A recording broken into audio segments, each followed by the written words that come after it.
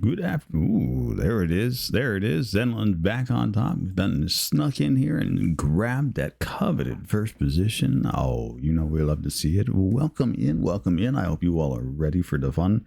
We have got most excellent special guests lined up for you this evening. But before then, you know how we do around here. We're going to get a little wild. We're going to get a little crazy. We're going to have a good time. We're going to have some fun. And Zenlin's going to show us how to get it done. Yeah, that's right.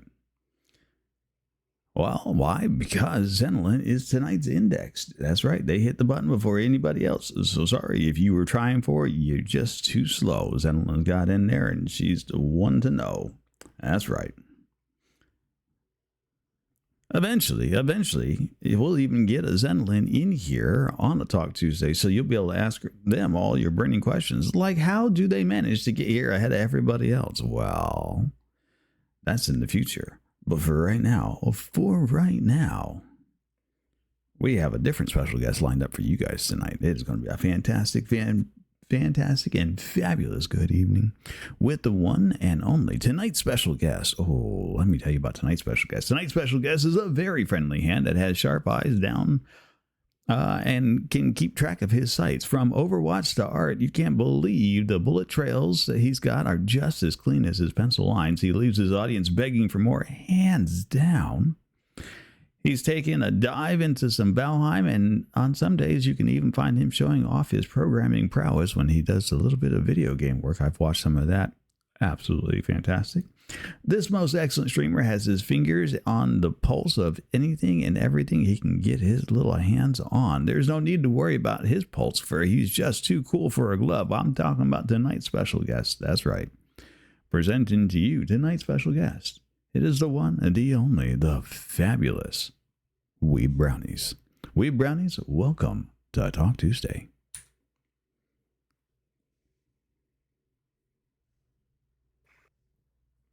Hello.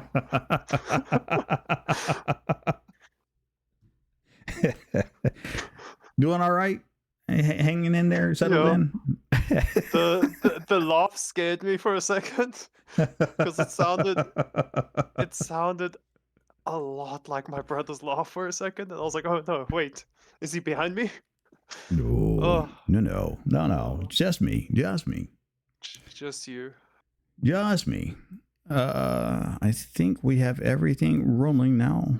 I'm like, oh wait, did I remember to turn the timers on? Like, yes, I did. Haha, yes, we have everything rolling. We're good. Nice. We're on point, and it doesn't look like we're suffering from any technical difficulties this week. So that's also a positive. I hate when we run into those. When there's no technical difficulties. Well, occasionally, and I say occasionally, like 9 out of 10 times I run Firebot as my sidecar software, and 9 out of 10 times he starts up correctly. And the 1 out of 10 times that he doesn't, like he just doesn't in a row, like a number of times. So you end up like restarting him like 4 or 5 times before he finally wakes up and goes, oh yeah, this is how I'm supposed to work. Like, don't know why you do that, but whatever. We'll live with it. We'll move on. It's fine. So here on Talk Tuesday, the way this works, you've probably heard this before, and if not, well, I think most everybody else has. Exclamation puzzle will get you a link to the puzzle, so you can join in. You can jump in and do the puzzles. You'll see it here momentarily when we turn over to the actual Talk Tuesday screen. We're going to ask you a series of questions.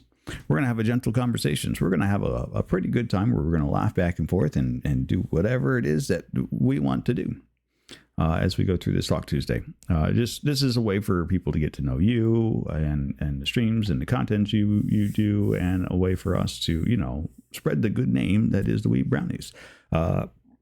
As they ask questions, I will read you the questions, so don't worry about trying to keep up with the questions in chat. Once we get going good, they'll start coming fast and furious, and it can be a little troublesome to keep up with. So I wouldn't worry about reading the questions in chat.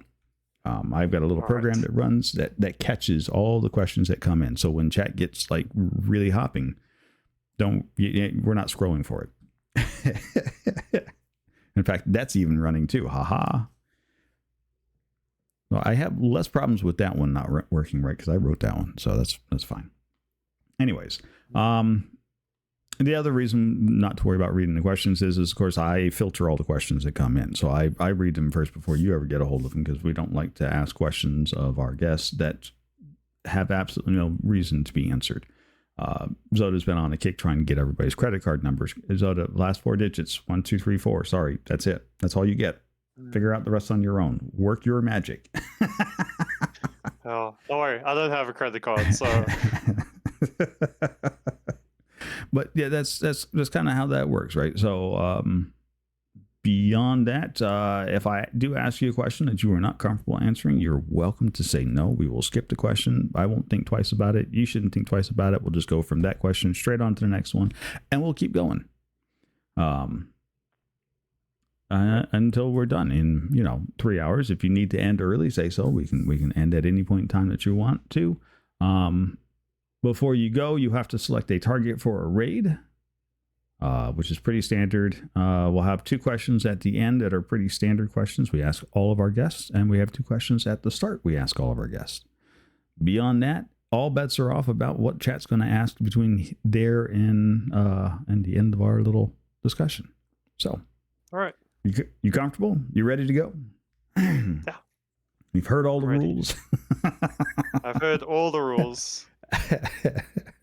Well, then we brownies. Here we are on Talk Tuesday, and I did forget to do something. There we go. Problem solved. I need to put something over my screen so I can't see my hand because my hand distracts me. I literally cannot. I can't. I always have something over. How do I join this puzzle? I've tried like multiple times and I never get it. Exclamation puzzle in the Discord or in the stream. So if you just type exclamation puzzle, there you go. There's a link, and if you just click the link, it'll open your web browser up and take you to it. But it doesn't it like need an image or something, and then it's like please ask the downloading image. Okay, last time I tried this, it did not download the image.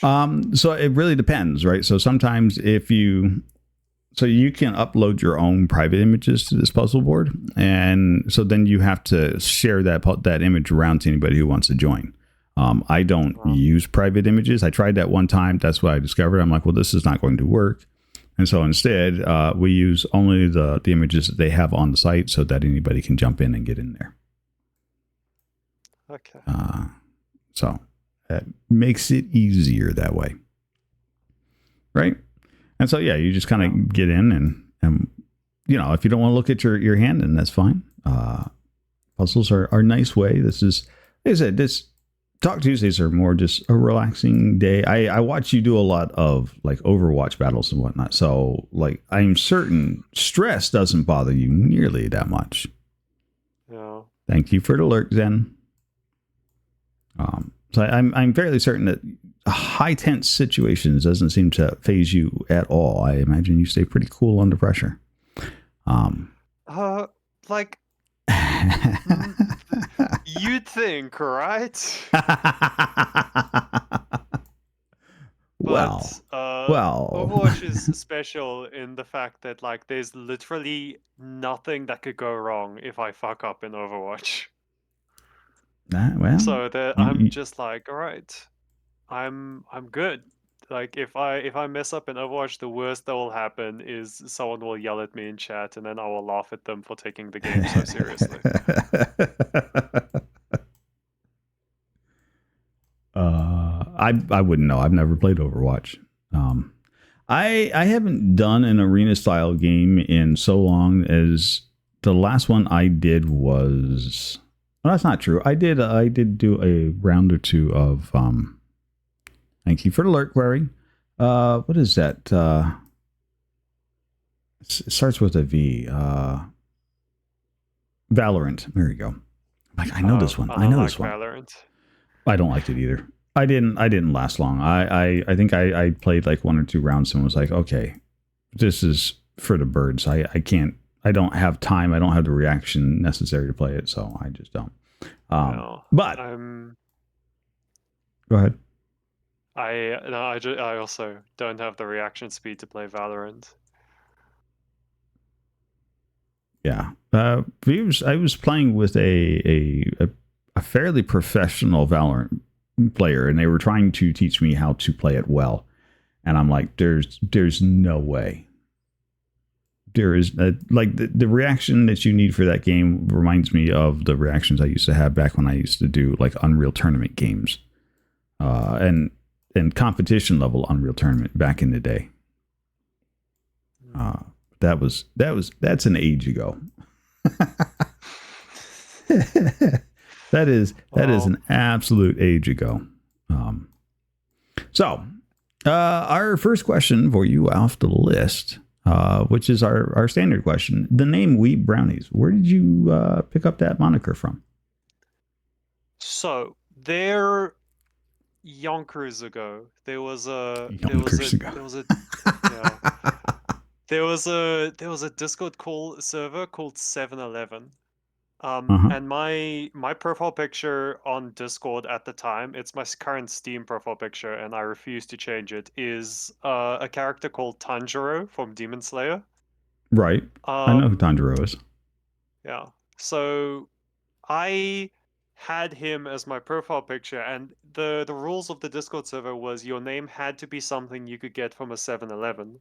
Now, me not exactly knowing what a 7-Eleven is was like, you know what? I'm sure someone sells weed brownies around the back. And then someone saw my profile picture was Tanjiro, and they were like, ah, you know what's funny? If you just change the D to a B, then you're weeb brownies. And I was like, that's hilarious. I'm stealing that. That's mine now.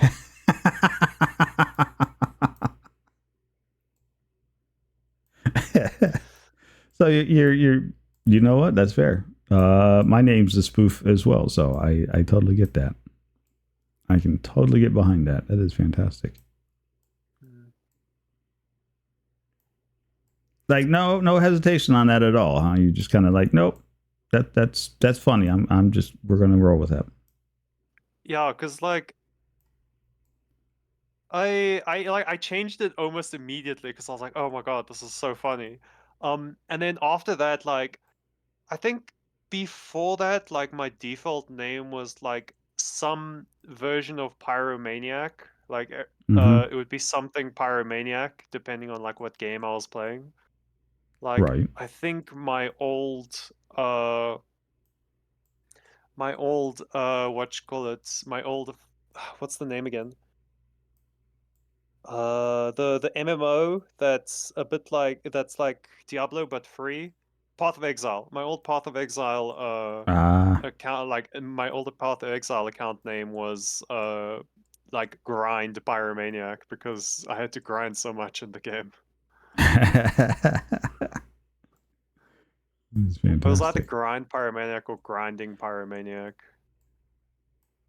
Well, if I recall correctly, Path of Exile, you spend a lot of time just grinding in that game, anyways. Yeah, I don't because like recall. my one friend really wanted me to play it with him, and I was like, Right. fine, I'll play it. Uh, and then I like Googled a bit about it because I'm not gonna go into a game blind. Uh, And then they were like, "Oh my god, you have to grind so much to get anything done." And I was like, "All right, this sounds like a way to have a funny name." That's fantastic. Why, hi, lurk art mode. Well, thank you, Rose. You're welcome to be in lurk art mode, all you like. So, what started your tour de force here as a Twitch streamer? Like, what was the impetus that caused you to turn on the stream and stick your hand out there? Um, So there was a Minecraft server a while ago, like called so like one of the admins of the server was advertising on TikTok. They were like, "Hi, we want to do a bilingual Minecraft server, so you have to know one other language other than English, and if you want to join." I had never streamed a day before in my life, and they were like, "We want streamers," and I was like, "I could be a streamer." It was like middle of COVID, and like I was like desperate for social interaction. So I I was like, see. I could be a streamer.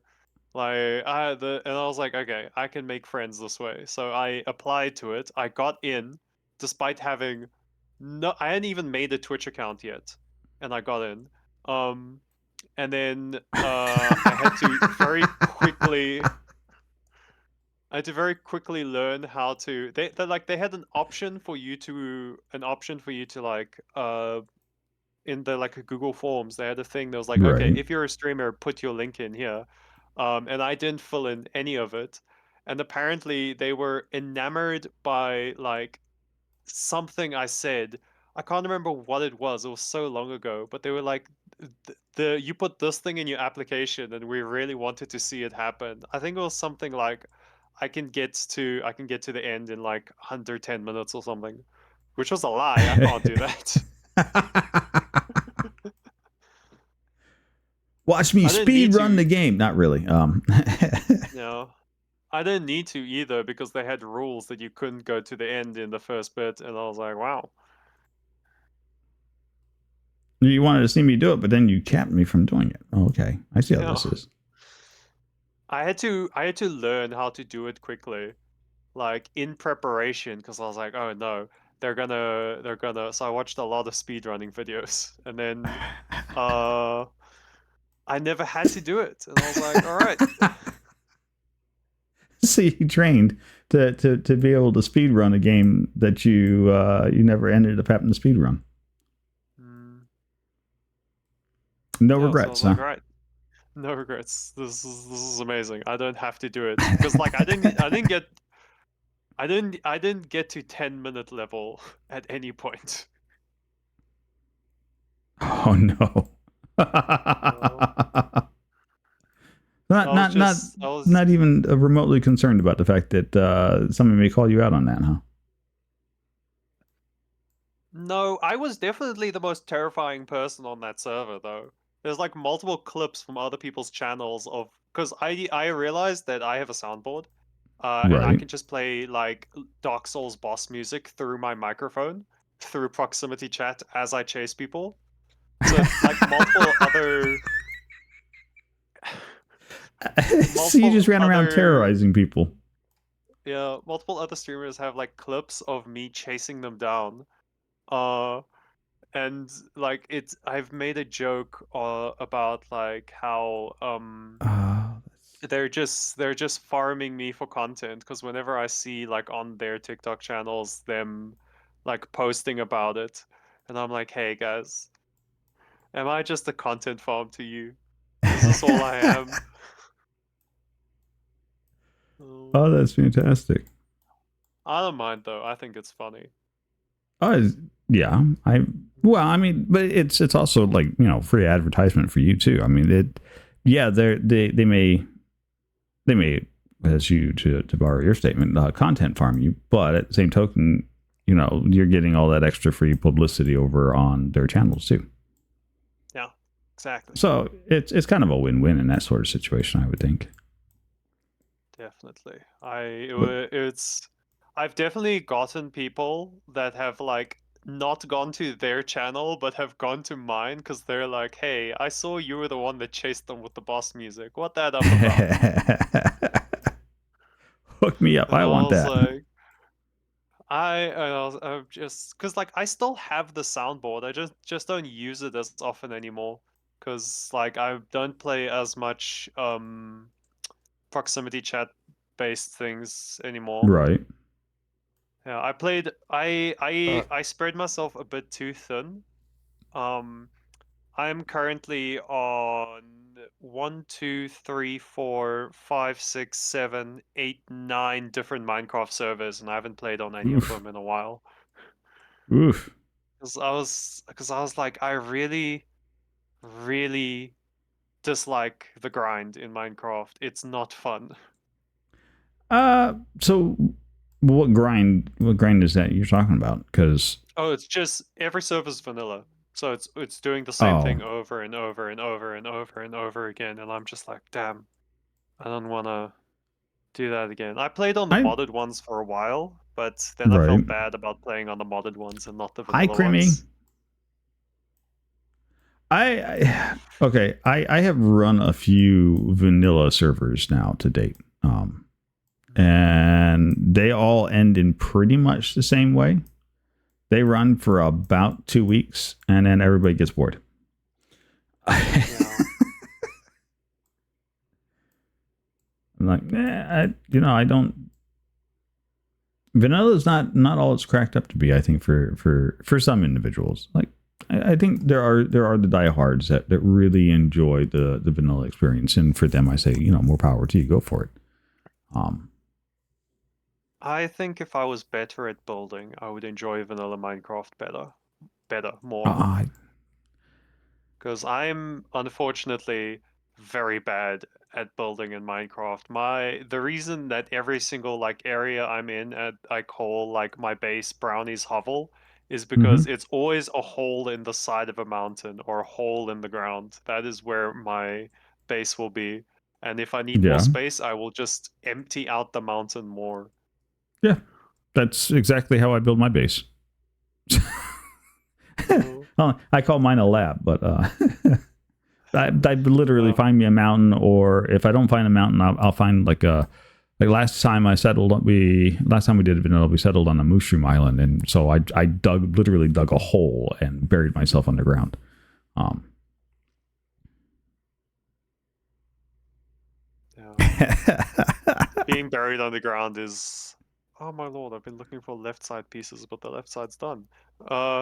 I being buried underground is, I would hate it in real life, but in Minecraft, it's so comforting. it really is. I like it because I don't have to worry about sleeping.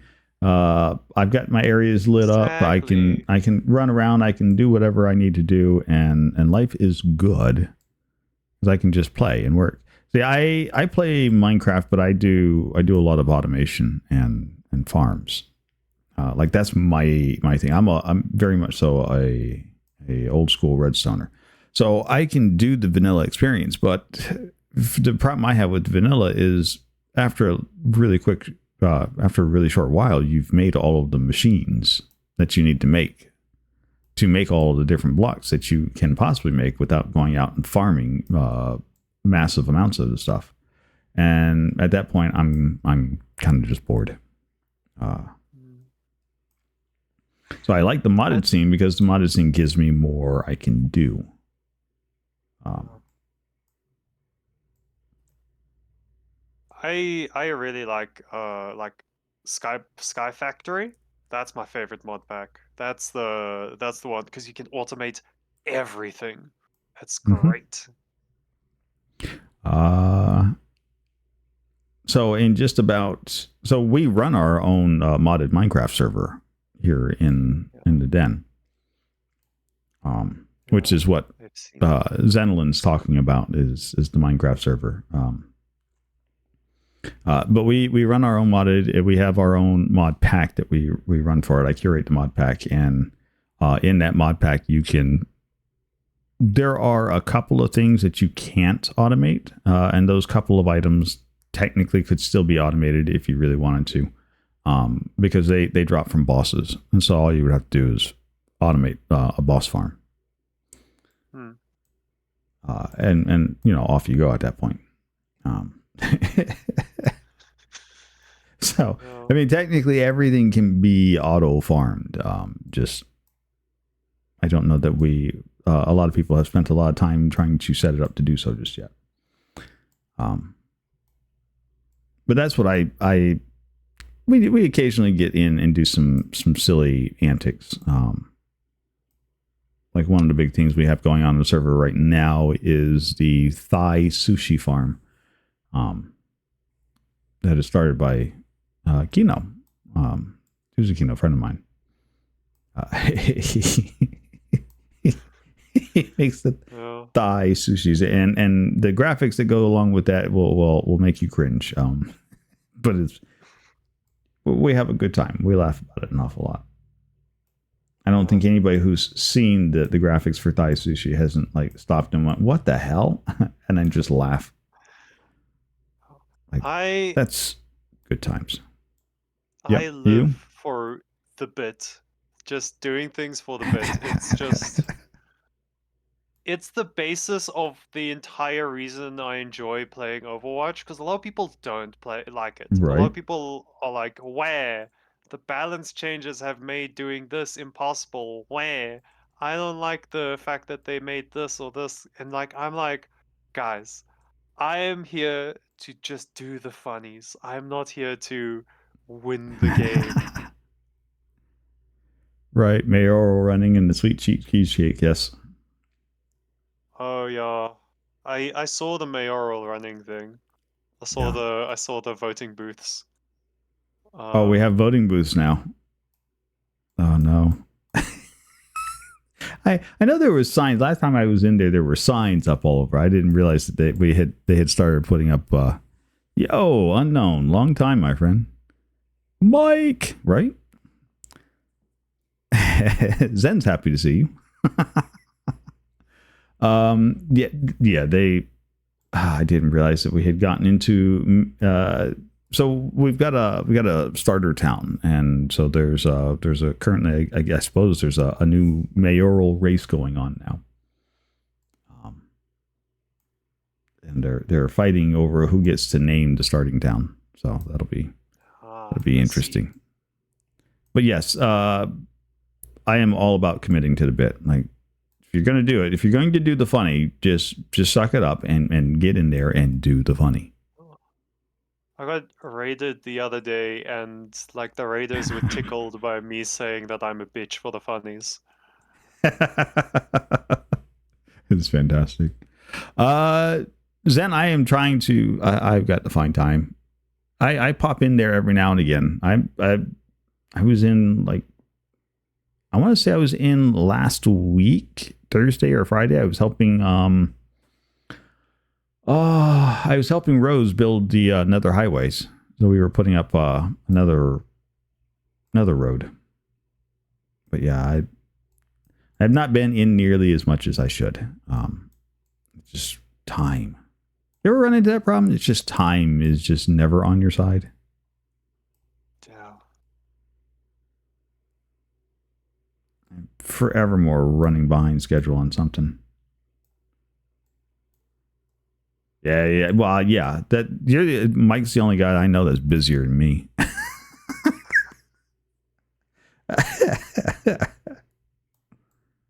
Oh, that's actually locked in place. Nice. Oh. I've recently discovered that trying to keep up like an actual stream schedule and organizing things with people in real life is a very difficult thing to manage. Oh, it is horrendously difficult. You have to put in some work if you're going to maintain a stream schedule and then collaborate and get people together that will show up and do collab work with you, because now you're balancing time zones, you're balancing real life, you're balancing. Like I know I've caught you streaming with other players. Like I've heard other voices in your streams. Now, are those other voices streamer friends of yours, or are they just like real life buddies that jump in and do the bit with you? Most of the time it is my friend. It's my friend Francois who I've convinced to be like, "Hey, come play with me. Come play with me." And he's like, "Sure." If it's Overwatch, he is so down. If it's like Magic the Gathering, he is so down. If it's everything else, he needs a little bit of convincing. But We just push, right? you know, Nice. like most recently, there's like 3 people Right? in my chat that jump in, and I've also like on a random Overwatch game, I found another streamer who were like I was doing something funny for the bit and they were doing something funny for the bit at the same time, and I was like, Oh, that's "Yes. fantastic. Excellent." That is fantastic, right? It's always nice I when think you run into people. yeah. Uh, I think I've oh, met like 4 different streamers in Overwatch. Uh but like the most recent one that I met, it was her, I think, second stream ever, and I was like, hey, Right. because and then like after I ended my stream, I rated her, and I was like, hey, here's a few things you could fix in OBS, because I think her bitrate was like 1000, which made the stream look Oof. like a PowerPoint presentation. Oof. Yeah. Yeah. Yeah. Yeah. That would have been pain. Well, Um, that's nice. Do you find yourself usually giving out advice like that, or did just that was a one time thing? I'm so happy to teach anyone anything. Like if I had like something that is the only reason I get money, and if anyone else knows how to do it, I won't get money anymore. And someone asks me, "Hey, how do you do that?" I will tell them immediately. I love telling people how things work. It's so it's like It's I can't satisfying. it's It is. It is ah very satisfying. Yeah. I would It never want to be a scratches teacher. mental itches. Oh God, no, no, no, I would never want no. to be a teacher, but get like bring me in as like a guest lecturer for like something, and I will fucking eat that shit up. I've had people message me from my university, and they were like, "Hey, Hmm. I saw from your third year film you did this. How did you do that?" And I had such a good time like explaining to them how it works.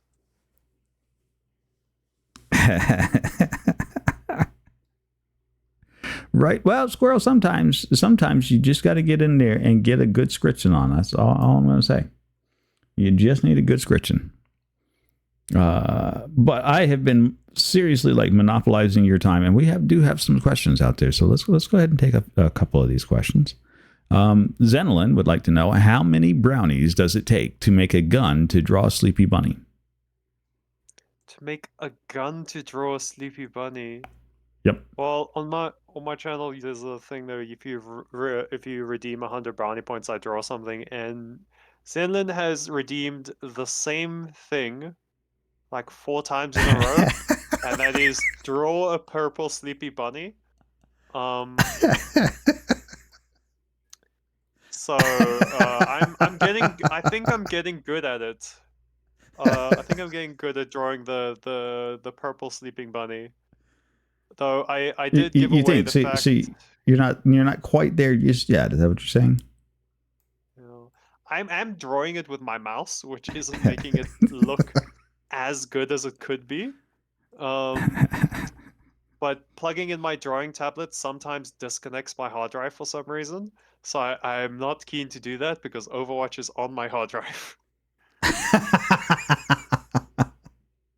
Well, why don't you just keep them both connected?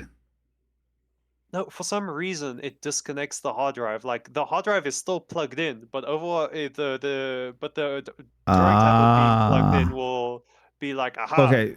no. So what you need to look at, because I know exactly what's causing this. Um, so you chances are your hard drive that you're plugging in is getting powered through that 12-volt connection that comes across the USB connection, which is pretty typical for external hard drive devices that are attached by USB. Your tablet also is probably also getting powered the same way, and so there's just not enough power to go around. And so when that hard drive spins up, it goes, "Oh, not enough power," shuts itself down. It'll disconnect, and that's exactly what's occurring. So the way you fix that is you hook them up. So you should have a USB ports on the back of your machine, and then your case should have some USB on the front. Those actually run off in two separate USB rails. So if you attach one to directly on the back USB slots that are attached to your motherboard, and then you hook your other device up to like one of the case USBs that should be plugged in on a different one. That should straighten that out, because now you would be using two different 12 volts power supplies, and it'll be happier for that. So there you go. There you go. Free troubleshooting, tech support 101. Now, Nori, what would you say if I told you that my hard drives are plugged in the back and my tablet is plugged in the front? Then I would say we need to open up your case to look to see how they ran those header wires, because it could be that the header wires are plugged into USB 2.0, or not USB, but into the secondary slot. So you should have two USB headers, and without knowing how your USB ports are set up, chances are that they're probably both still plugged into the same USB rail. Just you would have to open it up and look at it. More volts, more power, baby. Now, the other thing that you could do, right, and would actually save you a lot more headaches, is you can go out and buy USB hubs, and you can get powered USB hubs. So then what ends up happening is, rather than taking power from the computer, that gets plugged into your wall, and that powers your devices, and then you can have both of them plugged in as well. And that's the costly. That's going to cost you. Like for me, it's like, I don't know, $15-$20 US. I happen to know that you don't do US down there, so I don't know what that equates out to, but they're usually not that expensive. Again, US wise, that may change for you. More power, baby, right? No. I'll look into it. Currently, my solution. Currently, my solution is I Ignore will her request eventually. for purple bunnies, right? Is that what?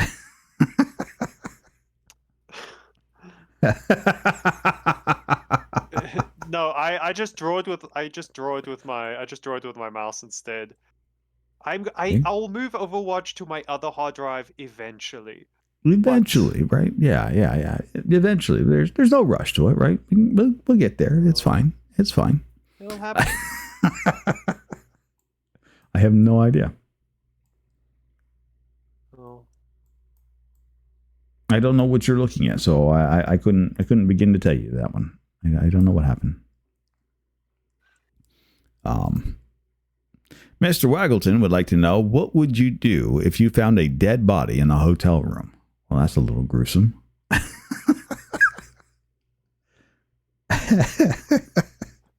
This almost happened to me once, but I'd call the police. I feel like that's the only logical answer. Honestly, if it was me, I would just close the door and be like, you know what? I think I'll go stay at another hotel. I'd definitely not stay at that hotel, but I'd also call the police. Nope, because that's its own set of nope. I would just like, no, I think I'm good. I might even go the extra mile to hang the "Do Not Disturb" sign on the outside of it and then just leave. Just okay, no, that's too suspicious. I feel like that would cause more issues for you in the long run. Probably Fingerprints would. and all that jazz. Well, by the time you've already opened the door and gone in there, so your fingerprints are already in there. Hence why I would call the police.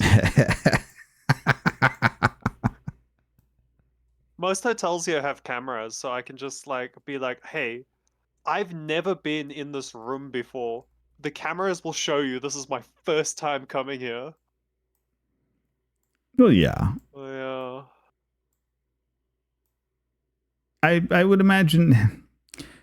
I think more to the point is your immediate reaction to what would you say upon encountering the body when you walked in there? Not so much what you would do afterwards, but just that immediate reaction. I'm gonna be honest, I've never seen a dead body before, so I'd probably think they're asleep, maybe. Really? Well, I suppose that's accurate. I did 10 years rescue, so I've seen dead bodies before. I've handled dead bodies. So I always, if somebody says, "Oh, I've never seen a dead body," I'm like, "Huh? What do you mean you've never seen a dead body?" And I forget that I have different experiences in life. So sorry, yeah. Ignore me. I just I say I've done a lot of shit, but I stay at home very often. Like every single time I go out, I get injured in some form or way, so I just don't.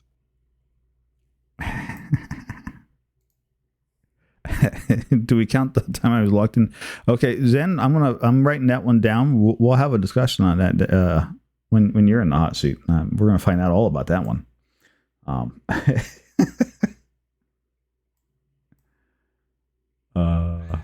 No, so like, because I know like movies are very inaccurate apparently with how a Right. dead body looks. Someone somewhere was like, all the dead bodies are just actors most of the time, and that's not realistically how a dead body would look. Yeah. Yeah, no, watching dead actors on the screen is just usually kind of funny. But sometimes they do a pretty decent job, but you can tell the fakes, and you can also tell the mannequins, the stand-ins. Yeah. It's Yeah. oh, that one. Yep. Okay. Yes, I already know that story. It would probably take me an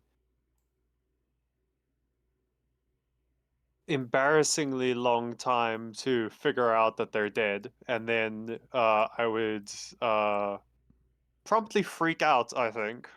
Let's be honest here. I'd probably freak out. And then call the scarred, police. scarred for life. Yeah.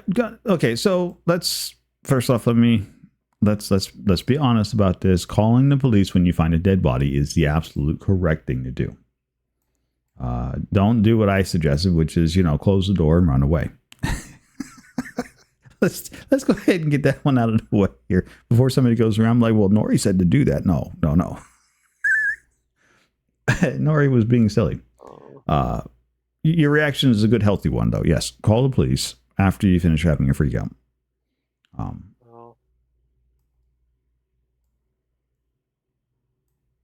I'd probably get so paranoid while the police are over on the way. I'd be like, fuck, they're gonna think I did it. Be honest with you, that's really natural response to things like that. That's a perfectly natural response to that. And right, Princess? Exactly. Yeah, for those of us that have done the dealing with the dead bodies and whatnot, it's weird sometimes. Zoda's just completing his own puzzle to the side here. That is fine. What'll happen is Zoda will go, oh, look, I've got everything done over here. Bring it over one giant piece and score all the points. Like there's a score button up in the top corner and it tracks how many of these pieces that you get in place on the puzzle. And so I've seen it. I'm doing my best to ignore it because I'm way too competitive for this. You want to talk about competitive? Competitive. I was in Little Luna Rabbit, who's currently listening in on this conversation. They were doing a puzzle at the end of one of their streams, and they're like, "Hey, come in and do the puzzle." And I'm like, "You don't want me to come in and do the puzzle? I will troll you." No. Come in and do the puzzle. It's just fine. All right, I'm gonna commit to this bit then. And so I jumped in on their puzzle, and then I started making little piles with all the pieces. Like nothing productive, nothing to be helpful. I just started gathering them up in little pieces, little piles, just stacked one on top of the other for like 45 minutes. If I enter something that like I know that I don't want to be competitive in, I will troll everyone else so hard the whole time. Like, I have notoriously bad luck. I don't know what's caused. I don't know who I pissed off or like what I pissed off, but I have very, very bad luck. To the point where like I entered a competition where I had a 90% chance of winning. I've done this multiple times. Every time I'm like, maybe it will be different this time. It isn't, and I'd lose. Like, yeah. The only thing I ever had luck in was Genshin Impact. But I don't think that counts. Hey, Danny, welcome in.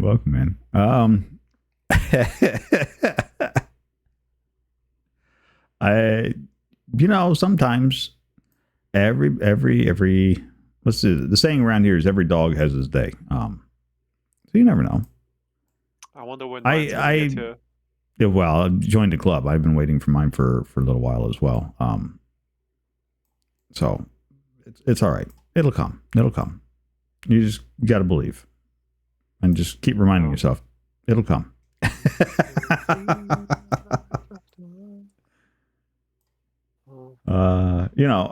I sing a lot of the old school Willy Wonka and Chocolate Factory songs an awful lot, just because they help me go, well, somebody's got it worse than I do. Especially when fighting with whoever princess is over the space. It's fine. But yeah, no, that's there you go. So, we will freak out if he finds a dead body in a hotel room. That's fair. My pretty princess wants to know, is there any game you play but you don't stream? And what games are those? Okay. I play a lot of games that I don't stream, but I would like to stream a lot of them. So I'm going to take this as, is there any game I wouldn't stream? I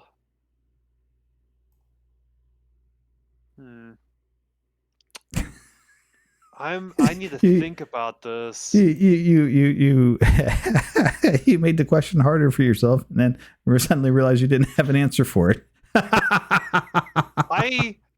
I'm Mass Effect Andromeda. I will never play that on stream. Oh, really? I suppose. Yeah. I can see that. I, for some reason, connected very, very emotionally with it. I don't know why. Oh, did you? But it hit me in a way that no other game had before. And then other people are gonna judge me for this because apparently it was a horrendous game according to reviews. But I loved it. It was, I don't know, something about it. It just hit right. And it was the first game I'd ever played that had done that. This was before I had a shit ton of games in my library. And I was just like, this is such a good game. It crashes every other time, but I'm connecting with the story in a way that I never have with any other piece of media. I'd say that's fantastic. I can put you in touch with another person that feels very strongly the same way you do about Mass Effect. Just they enjoy the entire series. And that includes the Andromeda. I never played the other games. I only played Andromeda. Oh, which will frustrate some people, but I was just like, I don't want to play everything else, and apparently it doesn't really matter if you don't play the other games before Andromeda. No, it really doesn't. Yes, Sandy Visions is a streamer out of Germany. Huge Mass Effect. I've seen her go back through and play the entire series from start to finish over and over again a couple of times. And they do it on stream. So, might be somebody to look into. Might be. I think currently right now they're doing some Fallout 4.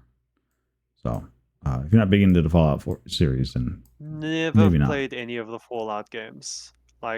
Will I at some point? Yeah. Have I? No. I've played Oblivion and Skyrim. That's the only games I've played. Bethesda? Bethesda.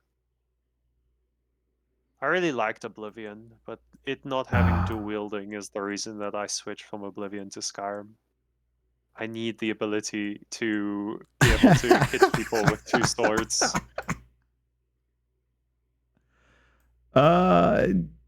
I have played a lot of Bethesda game in my my gaming career, as it were. I can't say that ever stopped me from having a good time with some of Bethesda has had some titles that have been real hit and miss.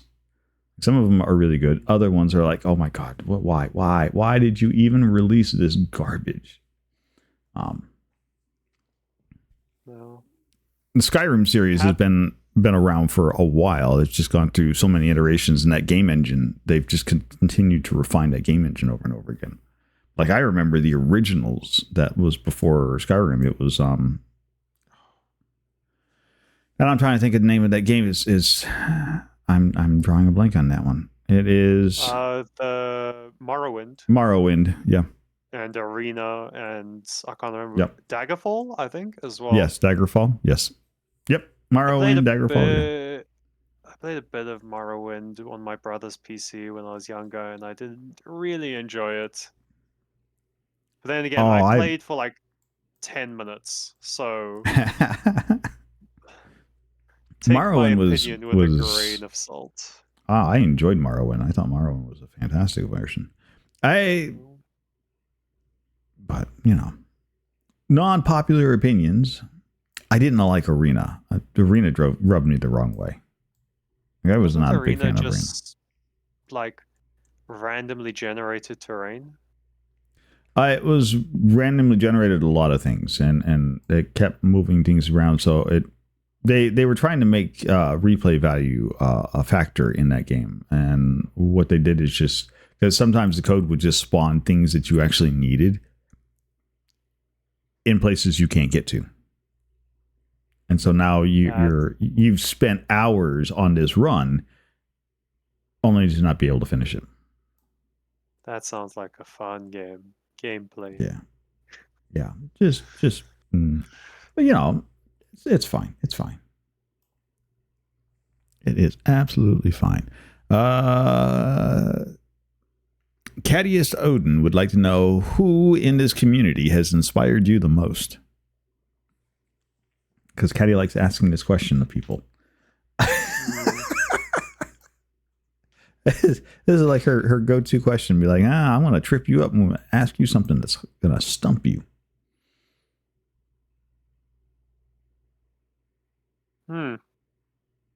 Damn. See? I have to think, because I have to remember who's in this community and who isn't. Because I follow a lot of people on Twitch. Yeah, well, and I can't remember who's from where. I think just in general, we'll take it from any community, right? You're going to take inspiration from a lot of different people. Just, I think more of the question is who inspires you? Who inspires me? God. This is a difficult question. Like you've broadened it. I try to make it easier for you, and you're like, no, I'm struggling even more now. Hey, Calm, welcome in. Thank you for the alert. It's difficult to say. He did say the thing. Be honest. You're welcome to push the button there, Zoda. He did say the thing.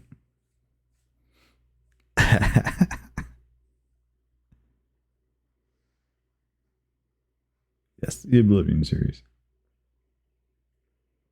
No, Zoda's Wait. It's exclamation TAG. There. Fuck. What's it called? There it is. It's fine. Hey Zoda, look what I can do.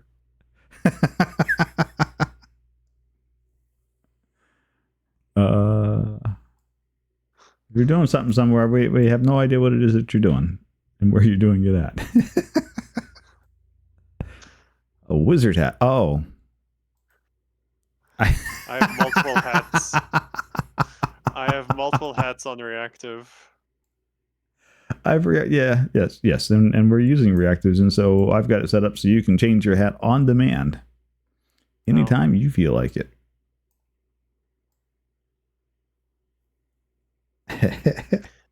I've been so tempted to pay for reactive premium so I could have more of my hats, but then I'm like, no, you don't have the financial means for this. Okay, so if you had the question was who in the initial question was who in this community inspires you the most, but we altered that to who in Twitch that you follow inspires you.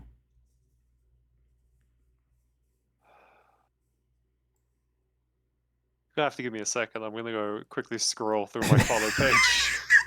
Quick! Doom scroll. Cheat. Let me It's fine. It's fine. Let me quickly. It's a Fatakaiki.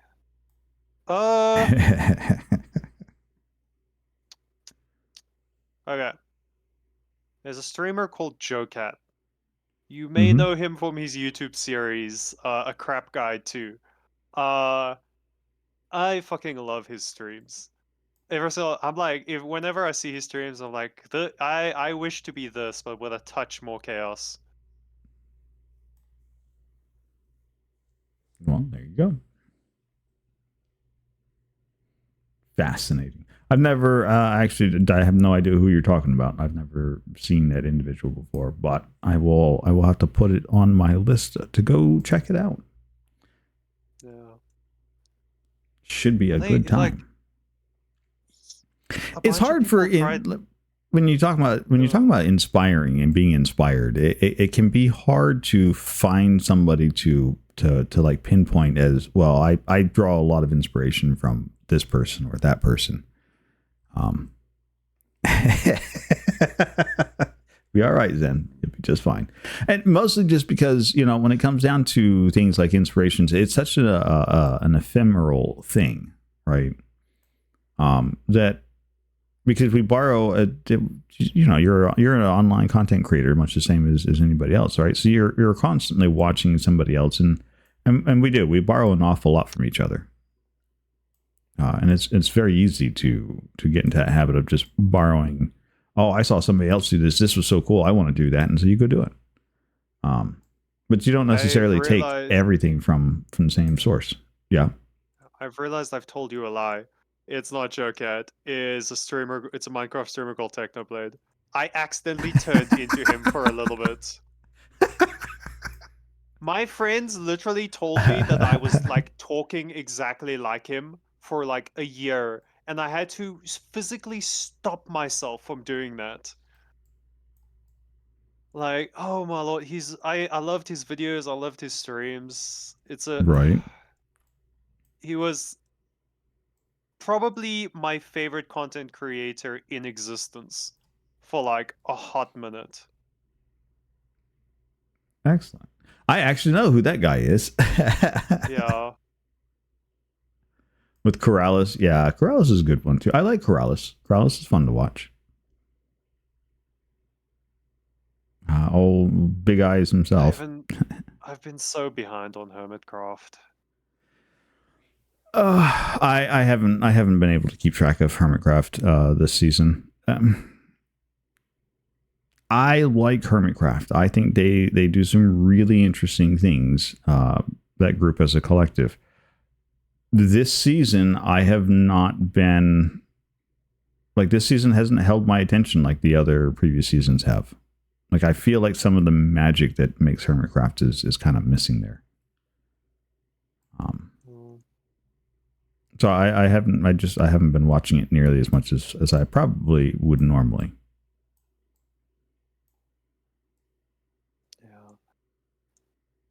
Or watch Madness 64. No, I have not seen Madness 64. There, Wags. I have not watched that one.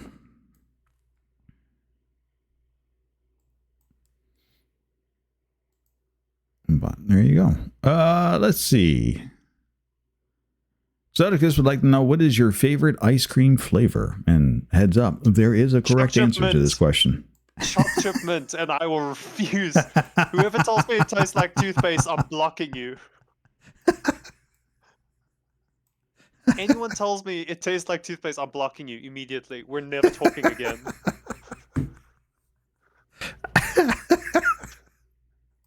Mint chocolate chip, huh?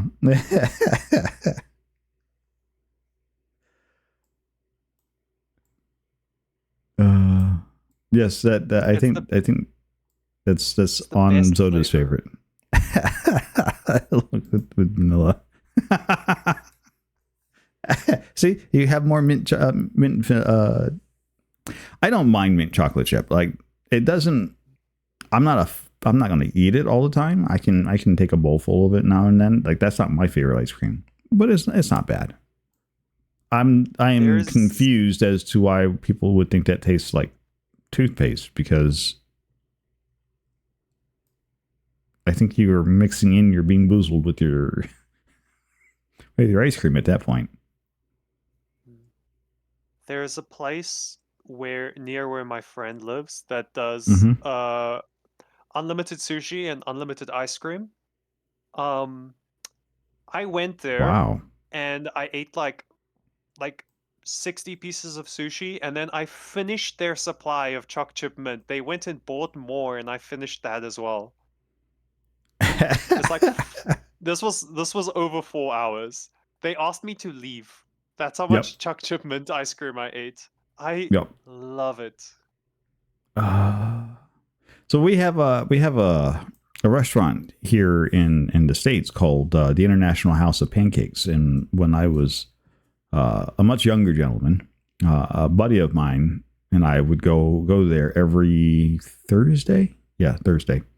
After work because they would have all you can eat pancakes. And we would shut the place down.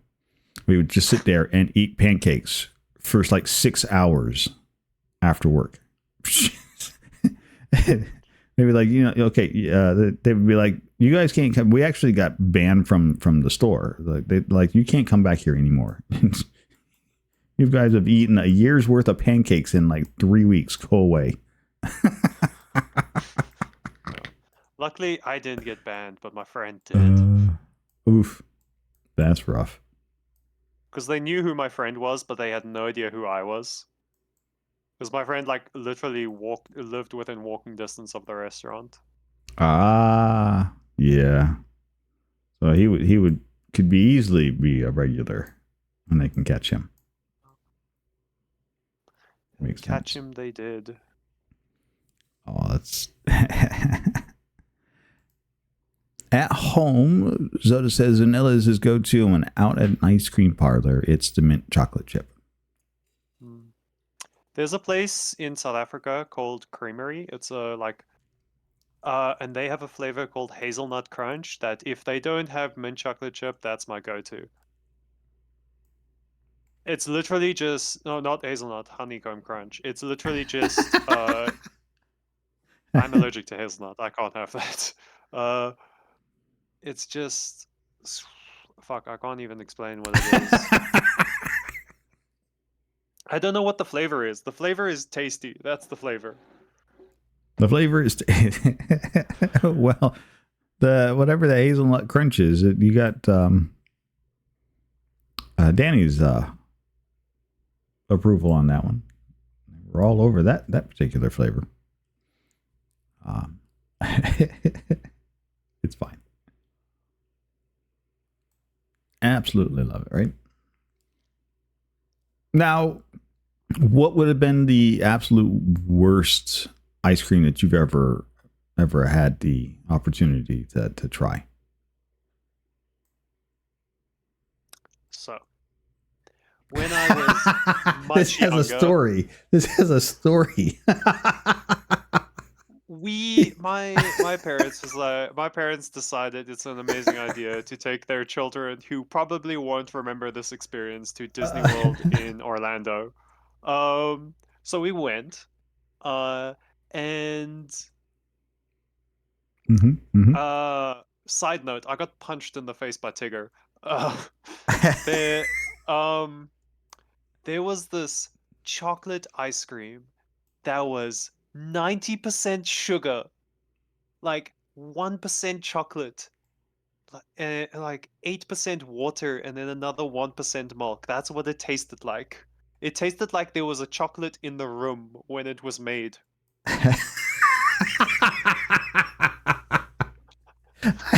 I love that description. There was a chocolate in the room when it was made. That sounds like what they gave you was a white chocolate ice cream.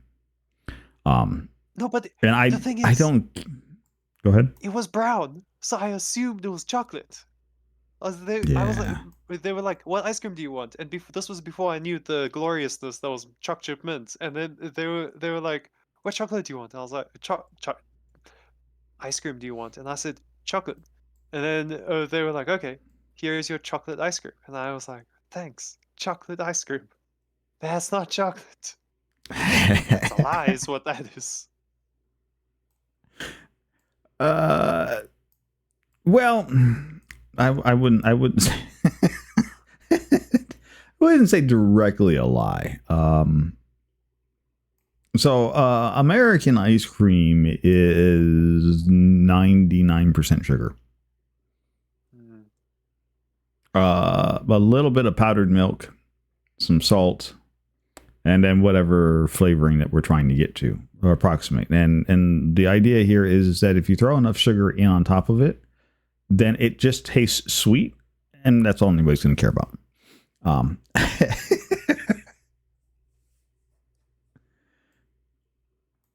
Not completely accurate, but close enough. Your brother and I, yeah.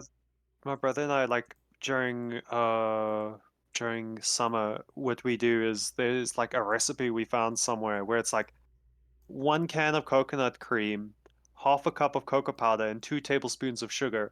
And we use that to make like a chocolate popsicles because it gets really hot here. And we just have those. And that even like that's a bit too sweet. Yeah. And like, but it tastes like chocolate and coconut. But like, but it tastes like chocolate. But it tastes like chocolate. That's all that matters, right? It tastes like chocolate.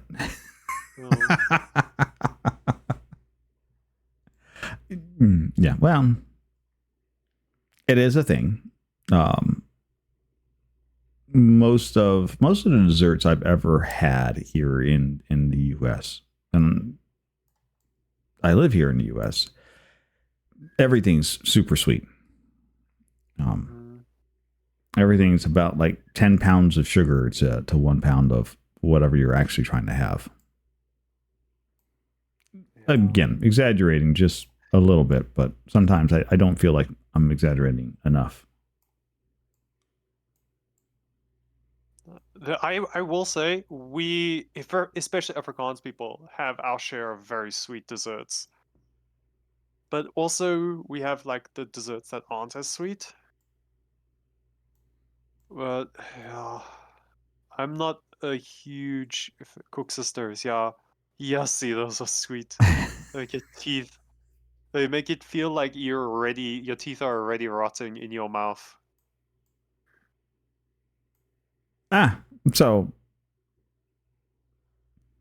yeah, so basically like any other candy that we have around here. And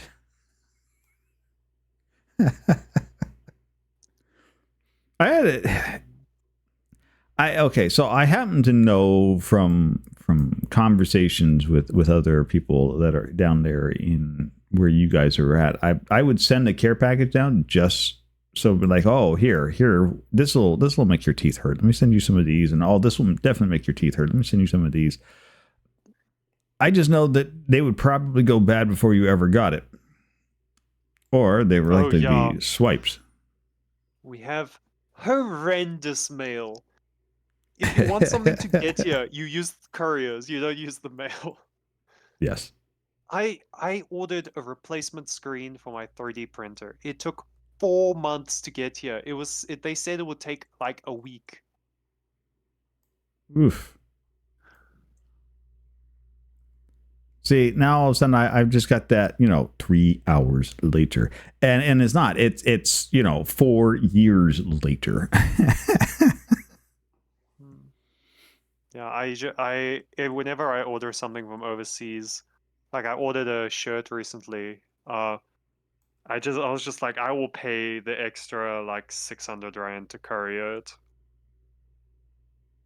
600 Rand divided by 20, it's about $30, I think.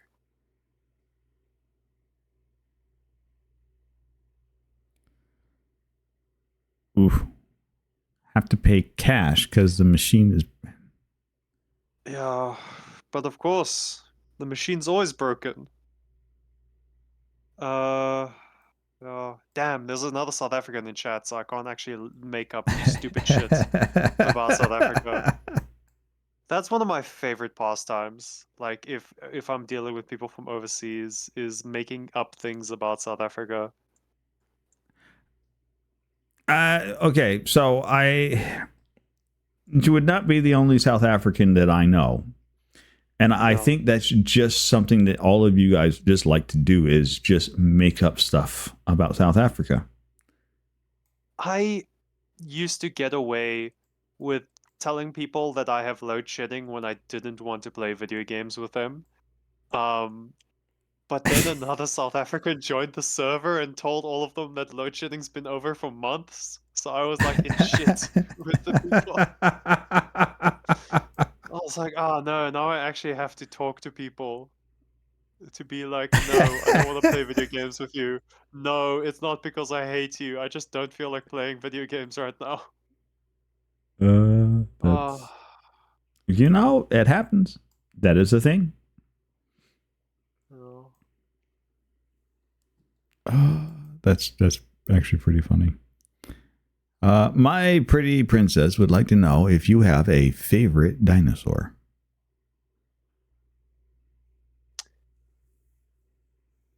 I think it's called Bronco. The one with the big neck. I think it's called Bronchosaur. I might be wrong. Bronchiosaurus. Yeah, that one. So there's several long neck dinosaurs. Bronchiosaurus is just probably one of the more popular ones. Yeah, that one. Land Before Time. I watched that shit. Good shit. Good shit. I'm like, I feel like this is you're calling that one out because you were a big fan of Land Before Time, and you got it out of there before I could open my mouth to say something. Daddy long necks. No. I googled the correct name. I was a child with autism. I googled shit. I was like, that doesn't sound right. I heard Daddy Long Neck and I was like, I know this isn't correct. Tell me the truth.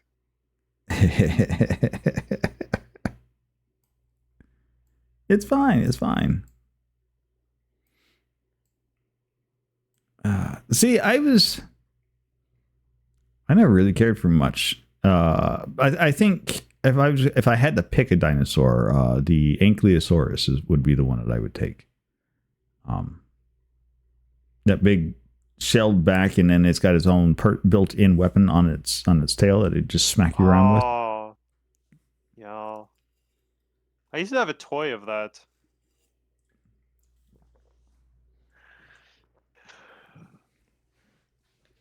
I mean, I always just imagine the Ankylosaurus being like the tank of the dinosaur world. Be like, yep, take a licking, keep on taking. What do you want? Go away. I say that very often. Like, just the word tank. Because, like, instead of telling people I'm just like, I'm just rather... I say I'm tanking it rather than saying, like, normal people words. Because sometimes my brain just doesn't translate into English. And then I have to be like, fuck, what do I say? Alright, I'm just tanking it. I feel like, Wags, you're trying to get the really awkward sounding dinosaur name just to see if I can pronounce it. Like the Pachycephalosaurus that he stuck in chat. Like, you did that surprisingly well. Yes, the Pachycephalosaurus is a hard-headed dinosaur. They like to headbutt things. I like to headbutt things. And that's the reason my cat likes to headbutt things. Because I would headbutt things and she'd be like, so I must do this as well. That is the way of the world. I'm sleeping peacefully and then suddenly, doof, doof, on my chin. Ooh. The on the chin part is the rough bit. Like that hurts to wake up that way. Oh, really? She's a sweetheart. She's getting bullied right now. because It's she fine. cannot live with me right now. She will when I move out, but currently she cannot. Oh, that's unfortunate. And so she's living with my older sister, and my older sister has 5 other cats. So my poor Oof. cat's being bullied. Yeah. Definitely would say being bullied. Definitely a thing. Now, do you have pictures? Now, do you do the whole cat picture thing? Like taking all the cute photos of the kitty cat and then storing it somewhere? Or I have lots of photos of all my cats. all your cats? So you have multiple cats, or you've had multiple cats? One of the cats, 2 of the cats belonged to me. One of them died. But like all of the other cats, like technically they're my mom's cats, but 2 of those are mine, and everyone knows it. Let me go get photos of the cats. Technically. Yes, there is a pet channel in the Discord. All right, let me just open that. And like everybody goes and just slams pet pictures in there. I actually got fussed at because we didn't have a Discord place for people to stick pet photos at. Truly the highest crime. It was lynched. I'm like, okay. See, I did the thing. Watch, click buttons there. We now have pets. Go post your pet photos. I'm going to post photos of all the cats we've had. And I'm going to say their names in order on stream, and then you guys will have to go back and watch the stream again to see what order, because I can't be asked to dub each cat with their name. All right, so you're fine. I have to scroll down quite far. It's been a while since I took photos. First cat I found, Tinkerbell. Wait, no, let me select the goofy photo, because the goofy one's the funny photo. Then we have Maribel, then we have Sarabi, Dinah. Oliver. Fuck, what was her name? No, it was Scarlet. Okay, so it's Tinkerbell, Maribel, Scarlet, Dinah, Oliver, Sarabi, Toulouse. I have Maribel already. Yes. And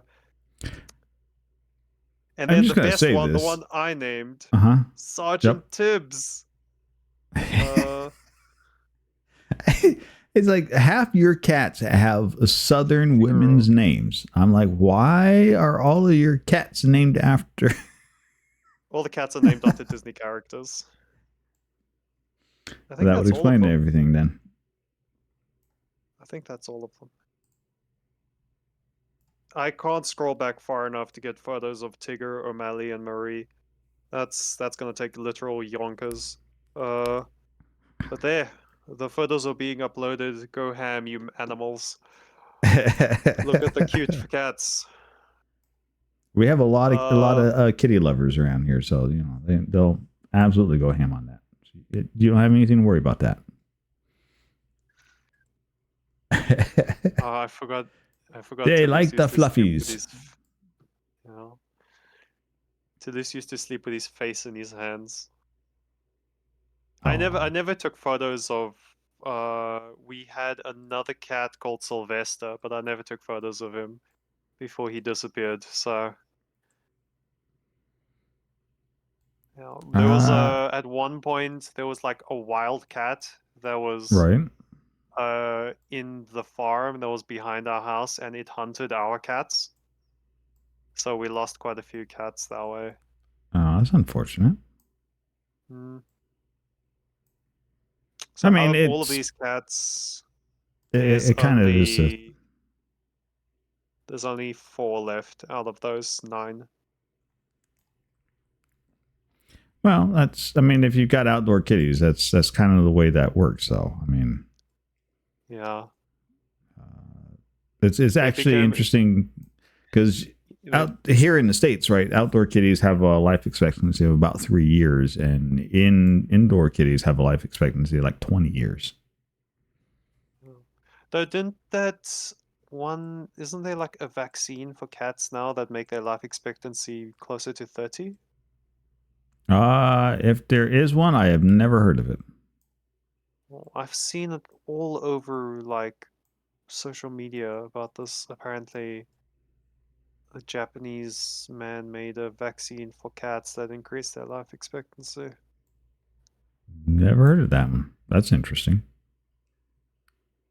Of course, the cats I have right now like to chew up all my computer cables, so I don't know that I necessarily want them to live till they're 30. That gets expensive. Let them have some computer cables as a treat.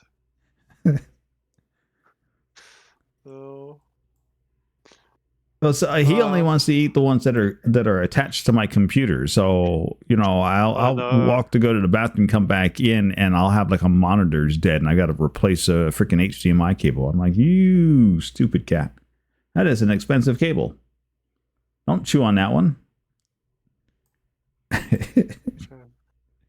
They're all a little bit stupid. I've yet to meet a cat that's intelligent 100% of the time. Oh, I met my one friend had a Maine Coon, and it was so dumb. It was so dumb. Oh my lord. Those are like small dogs, and yes. She would climb onto my lap and then do her best to like push my legs apart, not realizing that if she does that, she will fall right through onto the ground. Mm-hmm. Oh, she was so dumb. Oh. Hi, Salty. Welcome in. Yes, Maine Coons are fun cats. No. Absolutely. If I ever decide to like actually go and get a cat instead of just adopting one from like the SPCA or something, that's like that animal rescue in South Africa. We have the SPCA here too, so don't feel bad. Oh. Okay. I don't know. It's actually called the same thing. I was like, wow, that's I'm surprised because it's actually named the same. I was like, huh. No, usually you guys have a different name for things. Maybe it's the same like organization. Oh, the crisp click. Yes.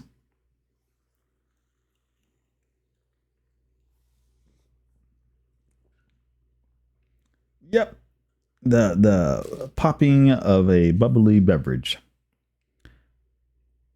I don't drink many bubbly beverages. Oh, I'm terrible about it. That's like a bad habit of mine. I am horrible about drinking sodas. I drink a lot of them.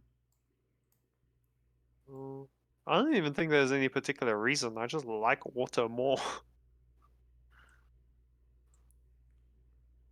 Which is an odd thing to tell people when they're like, hey, what do you want to drink? And I'm like, water. And they're like, you sure? We have juice. And I'm like, no, but I want the water.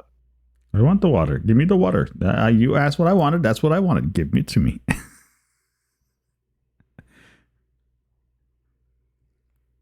Salty, I don't...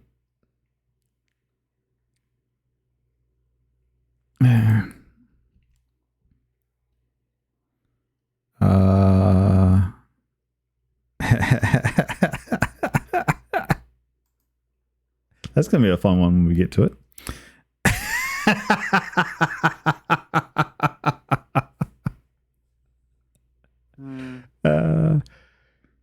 Mr. Raggleton would like to know, what would you rather eat? A baby goat or a madder baby?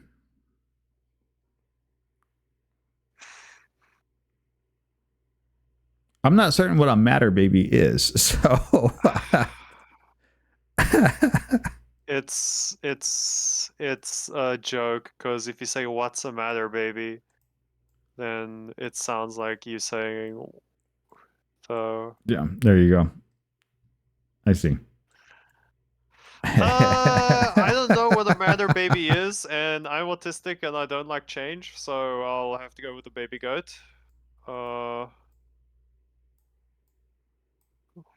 I say that too often. I say I'm autistic and I don't like change as an excuse Wags is, for a lot of things. Wags is just over there just cackling to himself. He's like, ha ha ha ha ha ha ha. I did the thing. It's fine. It's fine. So that's the interesting thing about Talk Tuesdays, right? Is Talk Tuesdays, you come in here for these things, and the people that are interviewing are people that have been either in the hot seat themselves or are soon to be in the hot seat, or are just other streamers. And, you know, that's why you get out there and meet and get into different communities. Yeah. It's a good time. The joke reminded me of like the single joke I know in Spanish, which is like you ask what company did Facebook change to, and then someone says Meta, and then you say I don't know how appropriate this is for stream, actually, now that I've thought about it. Well, you've already started it, and plus we have an 18 or over tag, so you're fine. Okay, so then in response to Meta, you say Meta mi huevos en tu boca.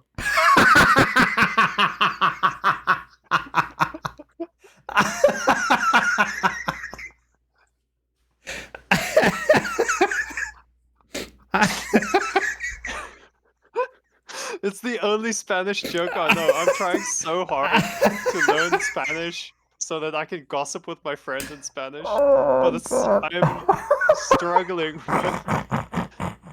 It's the only joke I know in Spanish. Don't say that. Don't say that too often to people. You get in trouble. Yeah, I know.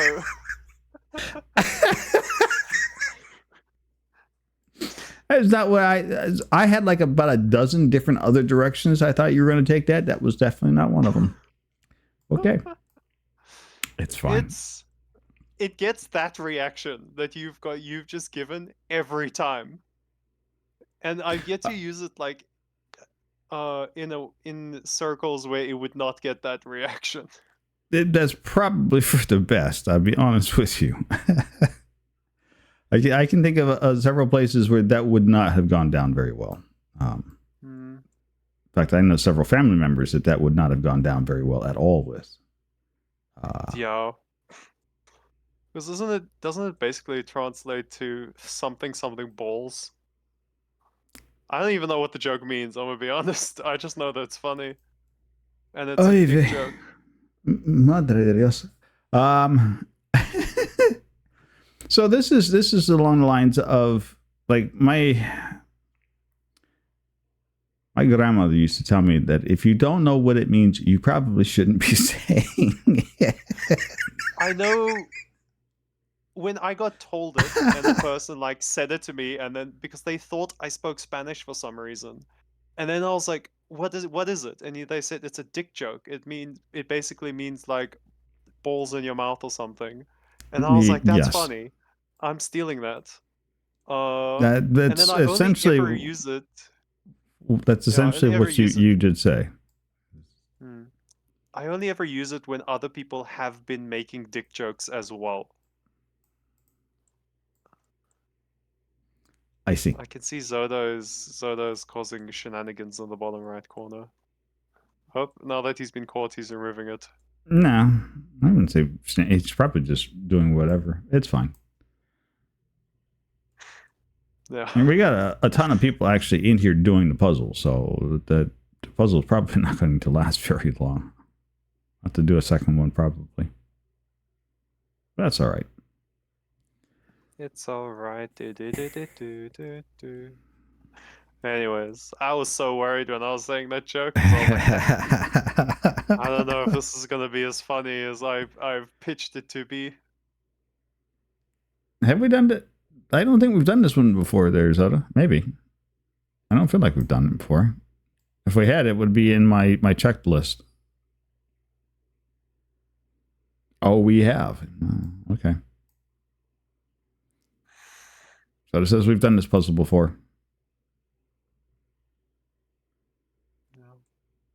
There's a lot of fun ones you can do in Afrikaans as well. And as I say that, I blank immediately. But like a lot of Um, some words in Afrikaans mean like two very different things. Yeah, yeah. Uh, the one of the funnier ones is subject in Afrikaans is fuck. Um, Okay. as growing up as an Afrikaans speaking kid and speaking with my Afrikaans friends and talking about like, oh, what subject do you have next? And the teachers just hear me randomly say fuck out of nowhere. It was an interesting experience.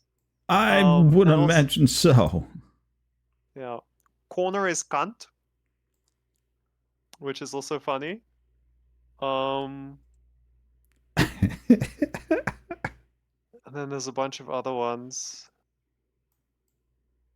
Yeah, KANT. And then fuck is, I yeah, think, just FAK. yeah. The gentleman by the name of Duzakino is also Afrikaans, and I've actually heard those two words before, and so I'm not surprised by them. Mm, yeah. Damn. And his partner in crime, Nemo. Yeah, they're. I have a lot of fun talking to them, and we get to going on words sometimes. I'm like, I want to learn me some Afrikaans. Let's go. Mm. You guys have great vocab on certain things. Speaking of Afrikaans and hearing a lot of the like Germanic languages is Mm-hmm. always, it hurts my brain genuinely because I'm like, oh wait, no, I know what that is. Wait, no, but do I know what that is? Is that actually what I think it is, or isn't it? And then I have to go on like a googling spree to be like, did I hear that right? Is that correct? I got dragged into a German Overwatch streamer's stream, um, in the VC, and they were all speaking German, and I was just Right. like, damn, I have no idea what the fuck's being said, but occasionally I will hear words because, They oh, sound the same. that that sounds the same. That, oh, it's, I Oh don't know, it hurts God. my brain too much. Oh yeah, gak. That's like okay, so I speak Puerto Rican. Which is a dialect that is mixed between Spanish and there's a Native American tribe that's there on the island there in Puerto Rico. So Mm. it's not the same as somebody who speaks Mexican or Portuguese or so I listen to people as they speak Spanish and I'm like, "Oh, I recognize that word." But to me it sounds funny because I'm like I wouldn't say that. That word is used wrong, but I wouldn't say that because that's not in my dialect. And it's not in the way I grew up speaking. So it's a different word. So I would imagine when you hear German, it's close. Where you're like, oh, I think they're trying to say this, but I can't guarantee that just because it's close enough, but not the same. I've I've had the experience of trying to speak Afrikaans to a German person very often because as like the only home language Afrikaans kid in an English school, suddenly they're like my school for some reason had an exchange program with a German school. I don't know how they fucking managed that, but like uh it was happening and no one knew how to speak German. And they were like, ah, you, child, you know how to speak Afrikaans, right? And I was like, yes. And then they were like, take this German boy and show him around and speak to him. And I was like, How um, does it's not the same language. that doesn't Ugh, work that way? it doesn't work that way. I had to pull out Google Translate to like explain to the guy that, hey, they've assigned me to be like the person that follows you around and shows you around. I don't speak Right. German. Do you speak English? And then in perfect English, he goes, yeah, I speak English. I don't know why they asked you to show me around. I was like, thank God. He was fucking with me for the time it took me to pull out Google Translate. I would do the same thing. He also stabbed me in the arm at one point, but that's a separate story. Oh, rough. I still have the lead in my arm from when he stabbed me. Oh, pencil? Yeah. Yeah. I think I've been stabbed more times than I care to admit to with pencils growing up as a kid. Like that was almost like a point of pride. Is you know, how many times can you get stabbed without yelling about it? I have a bunch of white dots on my shoulder from in like my final year of high school. I was sitting in math and I'd forgotten my calculator, so I turned around and grabbed my friend's because he was sitting right behind me to like borrow it because he wasn't using it, so I just grabbed it. Like I've done this before. We do this to each other. We grab each other's shit. Next thing I know, I'm just getting stabbed in the elbow with a compass a bunch of times. And I was like, my not elbow, shoulder. And I'm like, motherfucker, what are you doing? He's like, I want my calculator back. And I was like, hello? What happened to saying, please, give me my calculator back? What happened to that? You resorted straight to stabbing? You know? Odd experience, but yeah, I'm still friends with him. So like,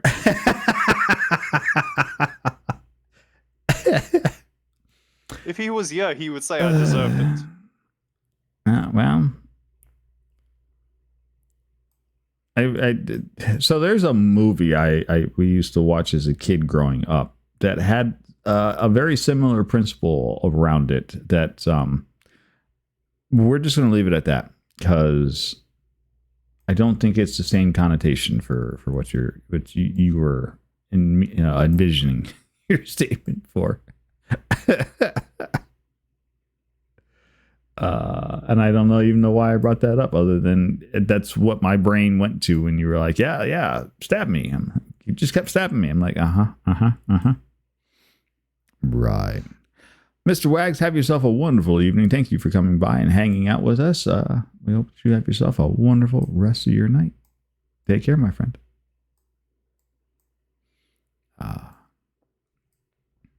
Such a good time. Such a good time. Cadius Odin would like to know, what are your top 5 video games? Lord of the Rings Conquest, Age of Empires 2, I wouldn't say Mass Effect Andromeda. That game crashes too much. Like I connected with it emotionally, but it's not a good game. Kingdoms of Amalur. That one's a fucking banger. I can't say Baldur's Gate. I don't play it enough. It's a good game. I just never can get past Act 1.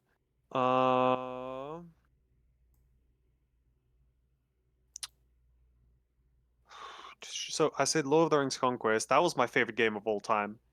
Battlefield 2. That's another one. That one was good. And then Naruto Shippuden Ultimate Ninja Storm 4. I play that game religiously. Is it bad? Religiously. Yes. Is it ridiculously fun? Also, yes. Is it like probably the core of most of my childhood memories? Also, yes. It's a good game. It's also really bad.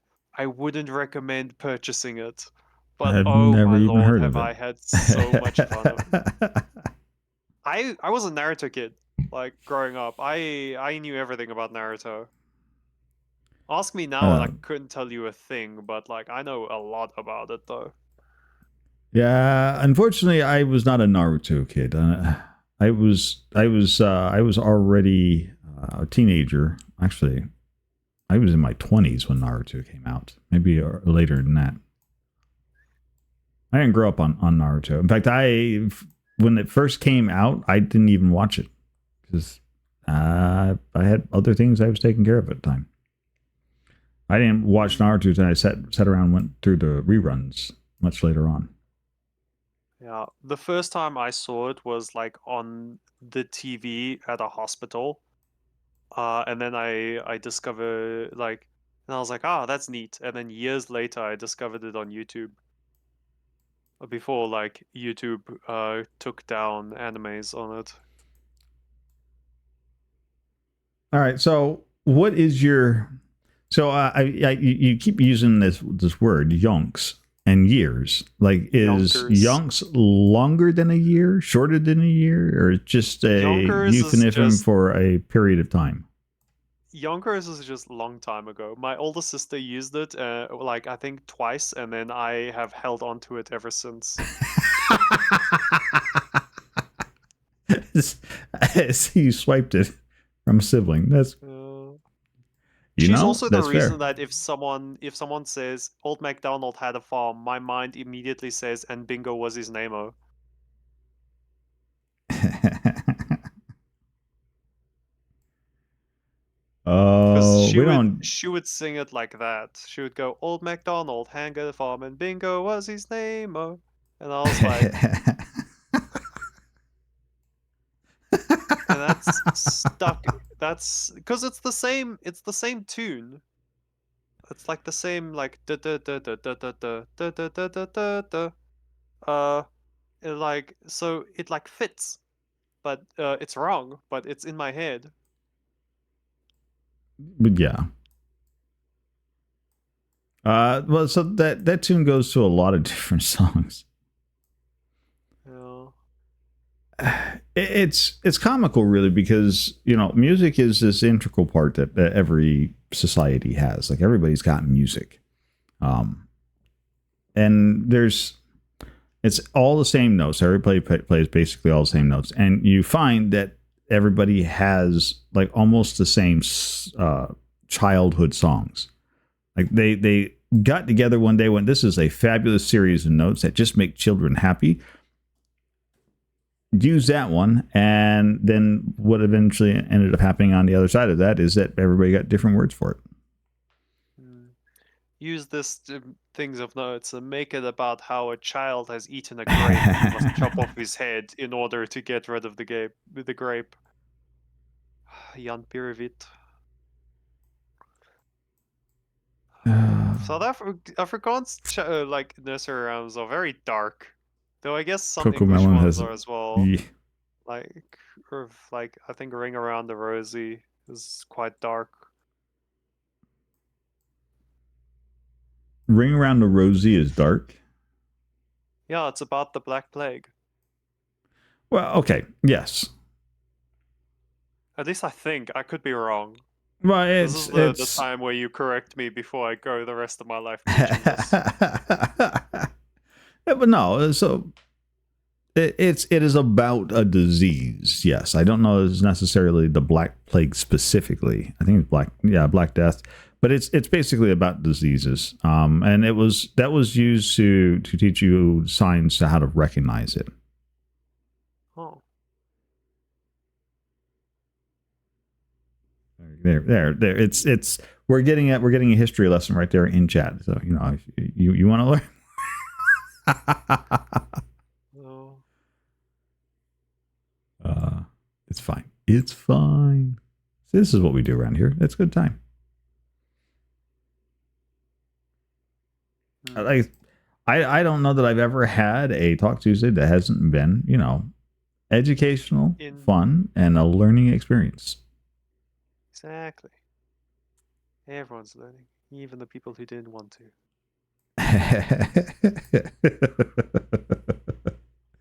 It'll be all right. I promise. We're not learning shoe sizes yet, so. Earlier in chat, Zen said something like, "Do you want to see a photo?" And I assume that was like about the dead body thing, but it's been stuck in my mind ever since. Was the Van Helsing bridge? Was the Van Helsing bridge? Hey kids, want to see a dead body? Followed by the screams. I've just been thinking about that ever since I saw that in chat. I have no idea what I think the photo was actually about. So Zen's been building a a project in on the digital engineering SMP, up in the sky. It's this big round project. It's actually pretty fantastic to look at, and I think they were trying to show. She was trying to show you photos of that. I've seen photos of. I've seen some photos of it. I've seen her complain about the 26-degree angle instead of the 45-degree angle. Yep. So I think those were the photos that she was referring to. If it makes it easier, take your mind off in that thought for a moment. You're like, ah. I was just thinking of the Van Helsing abridged like scene where is Van Helsing abridged is so funny. Oh my lord, rain or snow? Oh, no, that's a question for later. Well, yeah, we got a few questions sitting out there. Yes, Zenland wants to know cats or dogs or world domination. Cats. They'll do the world domination by themselves. Actually, no, cats are stupid as fuck. Anyone who wants to say cats are smart, you need to look me in the eyes as I watch my cat fall off of a table because they decided that they can roll, in fact, that far over without falling off. I've had a cat bite me while I was holding them from falling off the edge of the bed. Like they had been sitting there perfectly fine, and then they bit me, and I was like, okay, fall then. You let them go, and off they go. Yeah. They're not going to get hurt. You could throw a cat and they'll not get hurt. Speaking of throwing a cat and they'll not get hurt, Tinkerbell fucking loved getting thrown. She'd run up to me and I'd grab her and throw her at the couch. Again, I think a lot of that has to do with depends on how you throw the cat. Yeah, no, don't throw the cat like a baseball ball. Just gently toss them. Yes. I was gonna say I'm fairly certain if you yeeted a cat as hard as you could against a wall, they're not gonna be too happy with you. Okay, let me reiterate. Throw the cat at a soft surface. Gently. Be delicate with the fur lines. You said your controversial thing earlier by closing the door when you see a dead body. This is my controversial thing. Throw your cat. Don't throw it hard.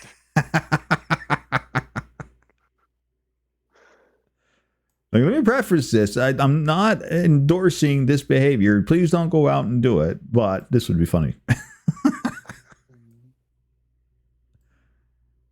Again, don't go out and do that, people. That is not what he's saying. This is not an okay activity to take part in. Point at me. If you throw your cat and point at me, I'm gonna be like, you listen to the stranger on the internet. What's the first thing your parents teach you? Stranger danger. At least that should be the first thing they teach you. Yeah, so the problem here is that not everybody grew up with the internet. That's true. I grew up with the internet way too early.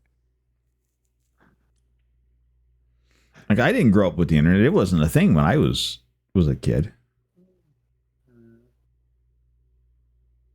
The internet didn't come out until much later on. I definitely had access to it way too early. Because I'd play games on the computer, mostly Age of Empires 2. I'm gonna be honest, I played Age of Empires 2 more than the average person has. I played it I think since a year after it came out. Wait, let me fact check this quick. Let me fact check this. Because it was either Age of Empires, a year since Age of Empires 2 Brood came Wars. out. Brood Wars was good. No, not Age of Empires 2. I think it was when Titans came out for Age of Mythology.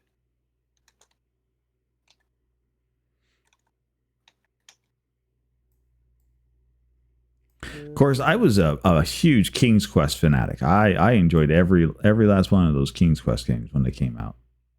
Yeah, no, that's inaccurate. I played it from quite a young age. Like one of my first memories is playing Age of Empires 2. I don't understand what the numbers meant, really, but I was good at the game. Like I genuinely think playing it at that young of an age has given me like a weird skill where instead of looking at the numbers to see if I have enough resources, I just get the vibe if I have enough resources. Get the vibe. I don't think I've ever heard resource gathering described quite like that. Because You like have enough resources? Not yet. Well, when you know, I'll get a vibe for it. Don't worry about it. Just keep gathering. because it's weird because it's like I played before I knew like how to count and stuff, or like how to do math. So like I Right. wouldn't be able to look at the numbers on the screen and be like, ah, I need this much amount of this resource Right. in order to get the thing. But I like at some point started getting the like, okay, it takes this much, it takes this amount of time to do this thing, usually. So, and then I started like being like, okay, if I have this many villagers doing this for this long, I'll have the resources. And it's, I don't know, maybe the autism has something to do with it, but like, I play RTS games weirdly. I don't. So, Okay. like Everybody I play it. everybody has their niche in that. You know, I play it based more on vibes than on like actually looking at the numbers. Though I can't do it anymore with like newer ones because like there's so many other factors you have to consider now. Well, at some point, I would imagine that, and I'm going to say this, but at some point, you know, education kicks in. You've learned how to read the numbers. You understand what the numbers mean, and because you are also a gamer, you play video games, right? There, you now have a rationality to those numbers. So I don't. At some point, you just kind of move past that vibe where it's like, okay, this feels right to understanding Okay, what the the numbers are, numbers. and yeah, The and you're like, numbers, oh, Mason. What do they mean? I know what they mean now, and so you know No, now you're off doing the thing. no. It helps that I'm incredibly good at math now. Well, incredibly good. I'm incredibly good at basic math. Well, I guess Okay, everyone is. what what's your terminology for basic math? Like, hmm. I can't do like as soon as x's enter the sum, then like or as soon as like letters enter math, then I start getting bad at it. Anything less than that, I'm good. So kind of shit on you. Well, so okay, so you're talking about algebra now, right? Mm. Algebra, even geometry has letters in there. Like I don't do algebra very well. I can trigonometry, not so much. Calculus, I'll pass on. Thank you very much. Um, but geometry is my jam. I can do geometry all day long. Mm. I'm gonna be completely honest. You said all of those words. I should know what they mean. I don't. Uh, hey guys, I took math core in high school. I passed it. I immediately deleted all the knowledge from my mind. Like Wow.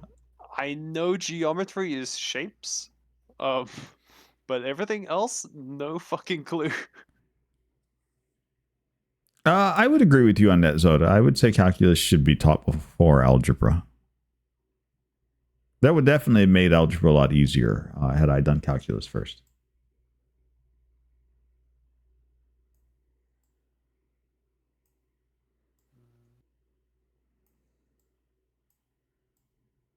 I always see such wildly different, like, um,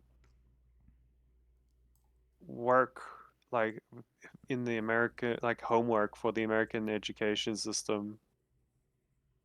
Because, like, I knew, like, multiple different people that were around the same age, Mm-hmm.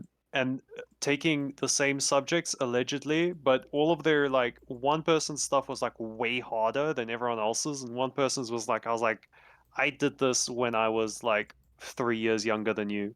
And I was like, I don't understand what the thing is. It's like, is it different, like, per state, the Uh, education? yes, wildly different. Ah, State to state, the educational requirements, the what they teach in the schools. Like there are a few subjects that are pretty much the same, though they'll swing slightly different this way or that way depending on um like math is pretty stable from state to state because math is not really going to get taught a different way. Science is another one. Biology, that's the hard facts that don't change won't vary too much, except at that point, what you're dealing with now is more of a difference between whether they're what we call AP classes, which is the honor roll students, or just the generic classes.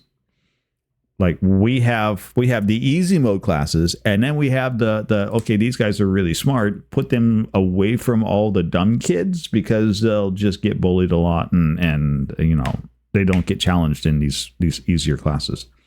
And so it really just kind of depends. Like you could be looking at homework assignments from the not smart kids. In which case, yeah, I you're see. probably like, oh, this is really easy.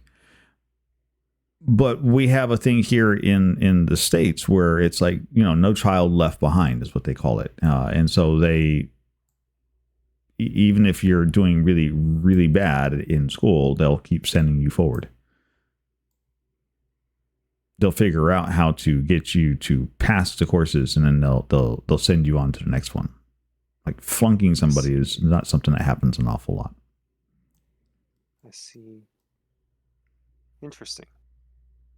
Uh, I don't think we had, or we, like, after grade 8 you get to pick between math lit and math core, and if you pick math lit, math core people will make fun of you endlessly. Um but like, damn, does math core teach you useful things? Okay. I mean, math lit teach you useful things. I didn't take math lit. I took math core. Uh like a fool. I didn't need it. I did an art degree. I didn't need math core. Fool. Uh Oh, I uh never took art. I couldn't do art. I can barely draw stick figures. Like art is the last thing I need to be putting my hands on. Honestly, it's practice. It genuinely is just practice. Like, there's a little bit of talent, like, sometimes, but it's No, no, mostly practice. no. Dory, I promise you this. If you practice every day, you will be better at art in a year's time. No. But I understand, like, people don't have the time to practice. I don't have time to practice every day. I haven't drawn in, like, It's not even so okay. So yeah, I could draw. Like I can draw shapes. I can take a protractor out and I can do like building designs and whatnot. So if I needed to do some kind of drawing, I can. hmm, The difference between like functional drawing and what I would consider art is like night and day difference. I can do functional drawings all day long. I struggle to draw stick figures freehand, but give me a ruler and a pencil, and I can do squared shapes and geometry shapes and whatnot, and I can do functional shapes all day long. That's easy. That's not art. That's not going to impress anybody. I will never some do people artwork. some people It's would just argue that it not a could be a thing. form of art. I also did that in high school. I took EGD, which is engineering, graphics, and Right? design. Uh, it was easily my favorite subject. after I took EGD, accounting, and art, which was an interesting three Noise. to take. Because I took the 3 subjects that had the most workload. Like they weren't the hardest ones, but they had the most shit to do. You're just gonna challenge yourself. That's all. That's all. I didn't do very well in art, I'm gonna be honest. I suck at art theory. Which like as someone who's graduated from art school is a bit of a thing to say, but you know. I watch people like Hermaeus Rose and Hales Vinon and Little Lunar Rabbit and like there's a number of individuals that do art streams and they sit around and they draw for hours on end and they make really gorgeous works of art. And I go, there's no way. I stand no chance of doing that. I have no hope of doing that. And I don't plan to ever I'm never going to spend a year to do it because I don't have anything that motivates me to want to do it. And I think that's fair. That's probably a bit fair statement to say, like, I'm not artistic. I'm not. I also have no desire to be that artistic because I have nothing to motivate me to be that artistic. Like, that's just not a thing that I find that I want to do. I enjoy watching other people doing it. I enjoy insert the Homer Simpson pages. Yeah, because we were talking about her. I enjoy watching people do it. I enjoy watching people that are good at it doing that sort of thing, and I find it fascinating. And I go, oh well, you figured out exactly what to do with that line right there that I would have never even thought to put there. And suddenly that draws the picture together. It makes it work a little cleaner. You're like, that's nice. And I think that's fascinating. I will say that taking EGD made me much better at perspective than I should have any right to be. Because doing perspective drawings in EGD gave me like a very good idea of how perspective actually is supposed to work. Nice. Yeah, no, I play music. I like that's my form of art. If you asked me to do something artistic, I would go grab my guitar, and play music. I have a guitar that I have not touched in too long. Do I know how to play it? No. Did I know how to play it at one point? Yes. I've completely forgotten. Well, but I mean that's like any other skill, right? You don't use it enough and it goes away. It's just that's kind of how that works because that's how our brains are wired to work. Because you spend a lot of time learning and collecting information, and your brain has to sort through all of that as well as do all of the autonomic stuff to keep your body working. And so stuff that you don't use every day. Well, say you forget. It's not really forgetting as much as it's the brain shutting down those neural pathways to that bit of information storage. Like it's still there, which is why you can like remember it. If you start doing that task again, you're like, oh yeah, I remember how to do it, and you suddenly feel like, oh yeah, and you kind of pick things up really quick. Yeah, that's just reawakening some of those pathways that you just haven't been using for a while. Yeah, but it's been a long while. Like, I think the last time I played, I was 14, and I'm 22 now. So it's been a hard because my dad sold my guitar at one point when we moved. Oof. So yeah, that's always heart-wrenching. I couldn't exactly play. No, I would imagine not. I'd have been upset with my dad. Sell my guitar. The hell are you thinking, old man? I have yet to fight with my parents. I have never had the teenage rebellion phase because I don't like shouting. I don't like fighting with people. so I don't do it. My Teenage leads Rebellion to- stage was I just moved out. Oh, that's a plan.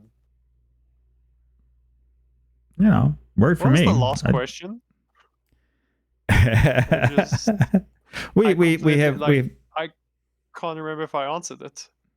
the last question was from Zenlin: cats, dogs, or world domination? You said cats. I remember. Now. My pretty princess would like to know what's a game you really want to get. We gotta take a look at my Steam wish list quick. And decide which one I want the most. Sort by your rank. This isn't accurate. This is the reason someone bought me Cult of the Lamb when I didn't want it. Well,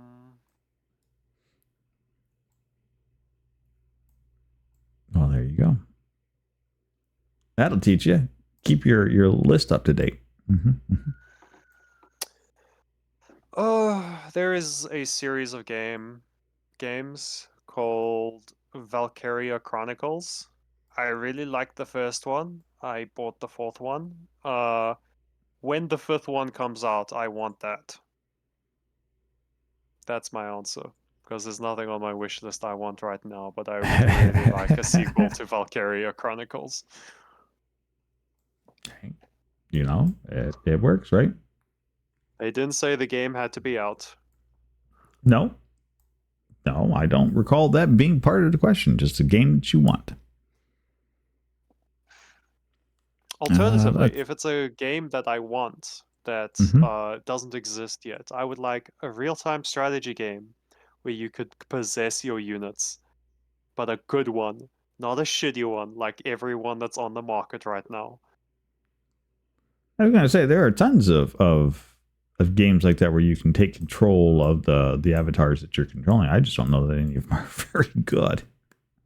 Yeah. As we say that, I'm getting no, mostly done. There's still a few pieces here and there. Still a few pieces here and there, but that's all right. People are making headways. Things are getting done. Teamwork makes the dream work. Right.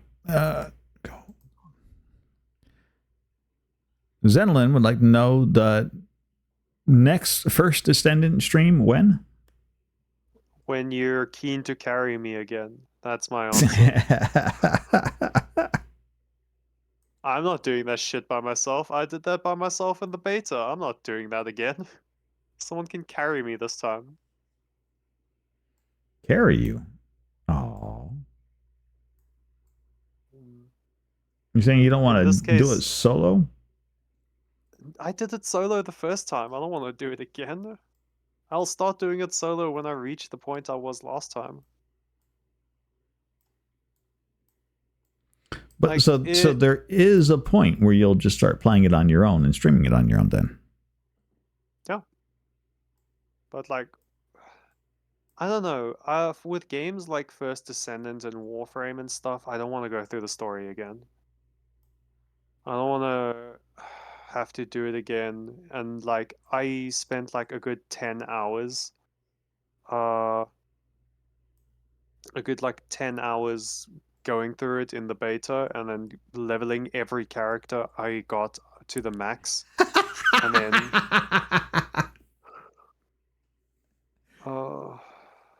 sorry, I forgot what was leveling every character to the max, and now like to do it again when it's fully come out, I really couldn't be asked.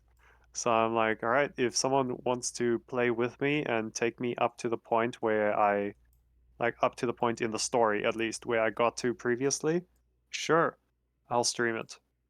But I'm only going to stream it solo after I get to that point.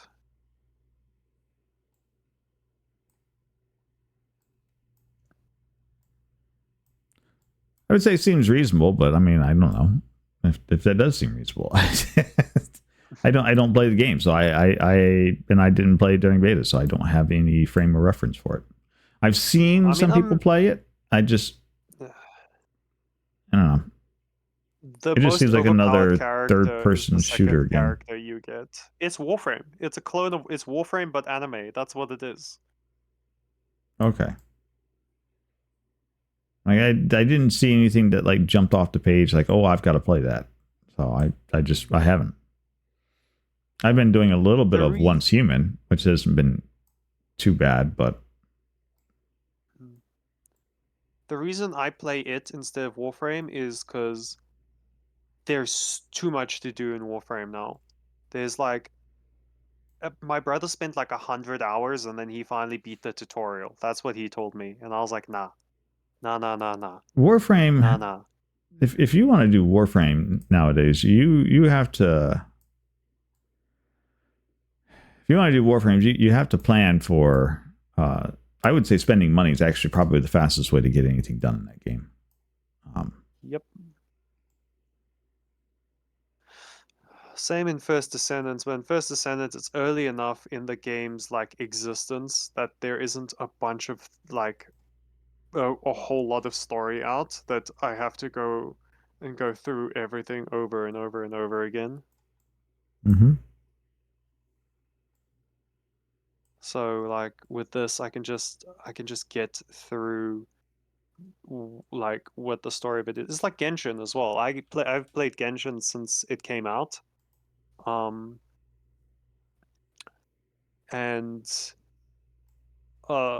like I took a break from it from a while because I was like, I'm a little bit tired of playing this. And in the wild, they added like 40 hours of content, but most of those hours was just cutscenes of people staring and talking. It wasn't even good cutscenes. It was just text on text on text on text. It wasn't voice acted. So me, who played the game for the combat because I liked the combat. Now that I can get behind. I like playing. So that's like one of the reasons why I play video games. I play video games for the action, for the way that they've got you controlling your characters, for that. And over time, like, so I started with like the old Pong games and whatnot, where we had a little paddle to spin the thing up and down. And so the amount of control you have over your characters as the games have progressed have been, really kind of interesting. And so that's what I play the games for. Is I play the games for that level of control of the character. Like, how close to, being real can I get with this character? Like, how much programming did they put in behind this to really try to pull you into the game? I get in so much trouble because I go and I'll play a game and I skip through cutscenes and I skip through like the story arcs and everything. I'm like, I don't care. I don't care. I just want to play, because what I'm interested in is how they wire together the control of the character and how that stuff happens. I finished Horizon Zero Dawn in like 18 hours. I skipped through all the cutscenes. I just really liked how the game, like I do the exact same thing as you do. I'm here for the gameplay. I can watch a YouTube video on the story later. Yeah. If I really want to know what the plot line of the game is, I'll come back to it. And I'll play a game like multiple times. If I really enjoyed the playthrough, I'll go back and play it again. And on my second playthrough, I'll stop and I'll watch a bit of it, try and understand what's going on. That was me with Titanfall 2. The first time I just skipped through all the cutscenes and just played the game, and it was such a good game that I was like, I wonder what the story's about. And then the story was so sad. I was like, damn, they got me.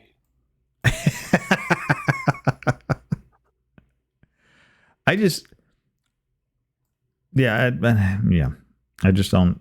Well, and two, growing up for me, the games, there wasn't a lot of story in the games that we used to play. There wasn't space on the cartridges to put a lot of story into it. So a lot of the story actually came in the booklets. Like when you went and bought a game, and you would get the booklet inside of it, and the booklet contained the story. Start to finish, it just didn't tell you how the story ends. You had to play the game to figure out how the story ended, which was basically you killed the boss. And then you would get the ending credits. But all of the rest of the stuff that you needed to understand about the plot was in the booklet. So you played the game, and you played the game to beat the game. You didn't deal with a lot of stuff in the way. So yeah, I tend to skip over cutscenes and whatnot. People are like, "Why do you do that?" Because I just want to play. This cutscene is. I paid money for the. Like, I'm like, I paid money for this. Just let me play it how I spent my money to play it. Mm-hmm. I don't see anything wrong with that. I mean, each their own. But yeah, I will very quickly. So we've been doing Elden Ring an awful lot, and some of my Elden Ring teammates were like, "Oh, no, you can't skip this one. Ha ha! I started the event before you did, so you can't skip through the cutscene. You have to watch it now." I'm like, fine. We'll sit through and watch the cutscene. Have no fucking clue what the story of Elden Ring is. I haven't finished it yet either, because I've only got a co-op run with my friend. Mm-hmm. I haven't played it solo. So like, I didn't particularly feel like doing another run solo, because the co-op run already took so long to get to the point that I was at. Right. And I was like, I don't want to do that again. So I'm just waiting for my friend to finish the game so that we can go play the co-op run. Hurry up and finish it so you can carry me through again. It's less carrying. It's more like we're just playing it together. Right. Well, there's nothing wrong Though with that. I guess if he was here right now, he'd say he's carrying me, in which case I would remind him that I'm the one that killed Margit, you dumb bitch. Aha! It's fine. It's fine. I love accidentally putting a puzzle piece in the right place. It's great. You know, it works out nicely when it happens, and you're like, "Oh, I knew that went there." And look, it went there. I was so nice. busy trying to move it somewhere else, and it just clicked, and I was like, so it was supposed to go here instead. Yes, satisfying.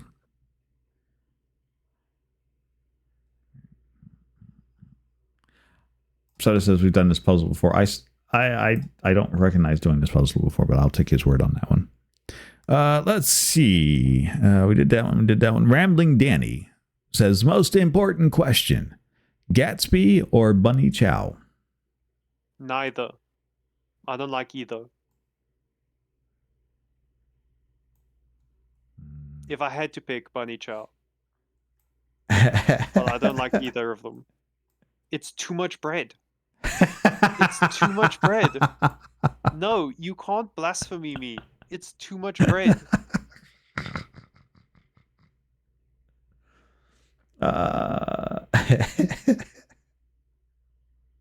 I'm assuming do you know what a Gatsby or a Bunny Chow is? I have no idea. I'm assuming this is something South African, and I'm just like, yep.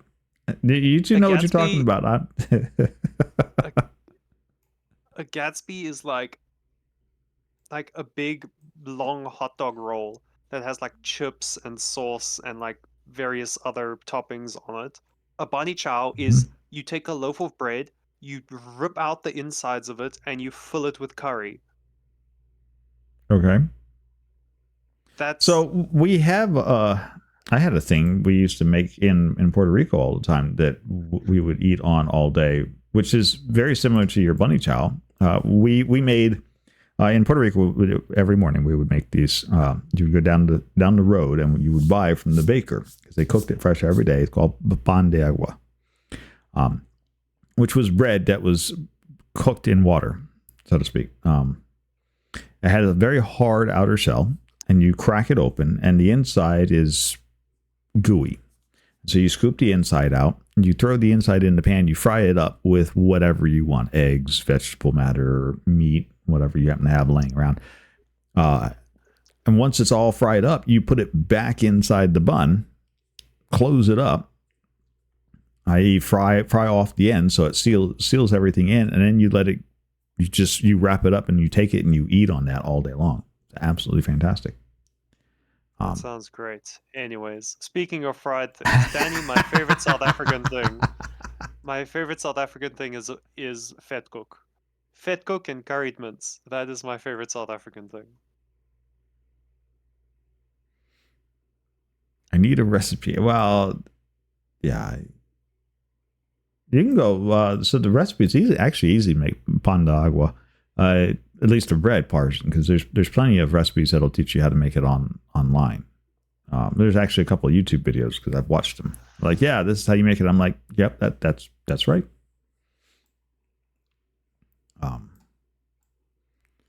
I usually get a pretty good kick out of it because people are like, well, can't you just use a French loaf and do the same thing? I'm like, it's not the same. Not even close. Don't hand me French loaf and says this is pan de agua. No, it's not. It's not. You lie. It's like telling a Southerner that cake is cornbread. It's not the same thing.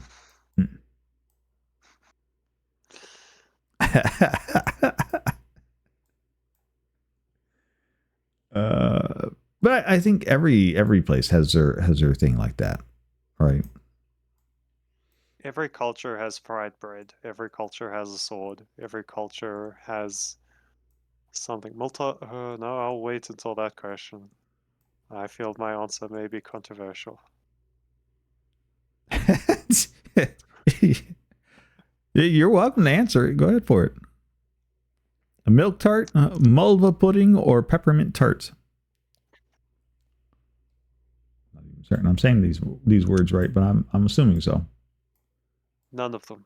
Cheesecake. Cheesecake would be all you. If I had to pick, I would say... Damn, those are 3 good options. Baked. Baked and fridge, I guess, but baked's better. Those are 3 good options. I can't... Okay, depend who made it. If it was my grandma, milk tart. If my grandma made it, milk tart. If some random stranger made it, you are less likely to fuck up peppermint crisp tart. Okay.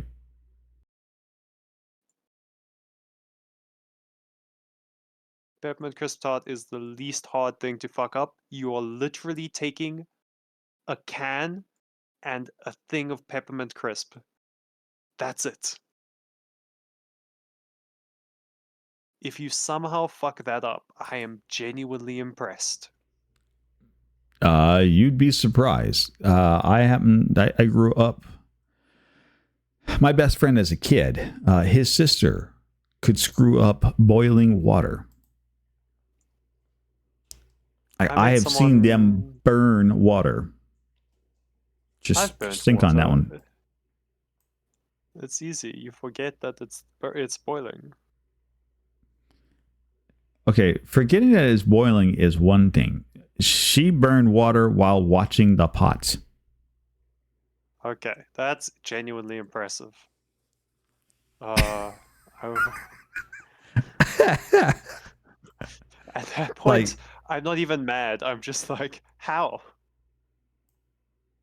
That's the question that we have been asking for years to this date. And as far as I know, last time I talked to them, their culinary abilities have not improved in the slightest.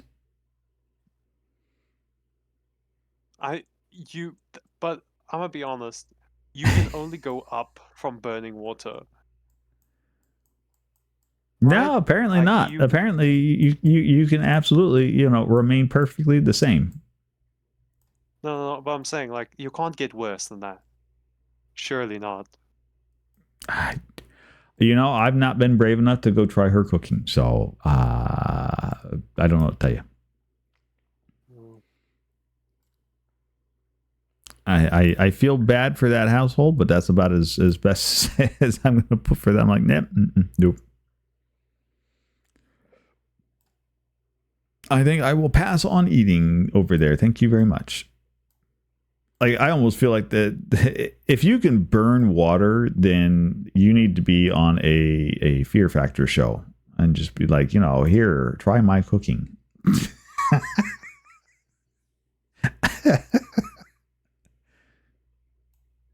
Like, no, anything but that. I give up. I quit. I'm out. You can't make me do it. There we go. Skyline's done. Nice.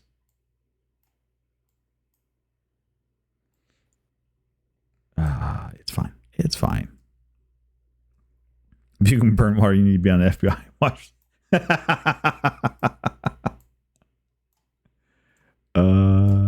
Potentially, possibly, most likely. Need to be somewhere. Anyways. Let's see. Salty Snacks would like to know, what's your plan for the zombie apocalypse? Killing myself. Not even gonna waste any time on that one. Just nope, I'm out. I have no survival skills. My eyes are bad. I am flat-footed. And I take medication. I would die anyways. So it's like depends what kind of zombie apocalypse. I'm gonna be honest. If there's a chance at like a stable society afterwards, it's a zombie apocalypse. No. Exactly. There's your answer. I will simply die. I mean, for me, it's like everyone has the well, I will survive by doing this, wada wada wada, and I'm like, I wouldn't. I'm realistic. I will not survive. Some of us needs to be zombies. Well, true, Zelda, true. Because you wouldn't have a zombie apocalypse if some of us weren't zombies. I mean, that's just kind of how that works. I will be one of the first to go. 100%. I have no delusions of grandeur. I will be the one that trips over their feet and gets like hounded by a horde of zombies. That's fantastic. That's fair. My zombie apocalypse plan is to go find the Salty Snacks. They have been playing a lot of Resident Evil, so they've got all the hookups. So, That's a good plan. That's my plan. There you go. What? Zombie apocalypse? Where's Salty at? Wait for me, Salty!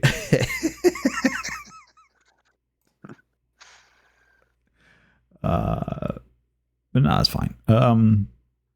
Elecnor would like to know which you prefer, rain or snow. I've seen snow twice in my life. It seems like it would be a hassle. So, rain. It seems like it would be a hassle. I've seen so many people complain about the fact that they have to shovel snow off their driveways. And I don't want to do that. I like rain. It gets rid of itself. This is true. Unless you get too much rain, and then it just collects. Well, if you get too much snow, it also collects. Yes, but volumetrically wise, the snow takes care of itself too, because it'll just melt away. And you need a lot more snow to equal the same amount of water that you can get in a monsoon. Fair. I still prefer rain.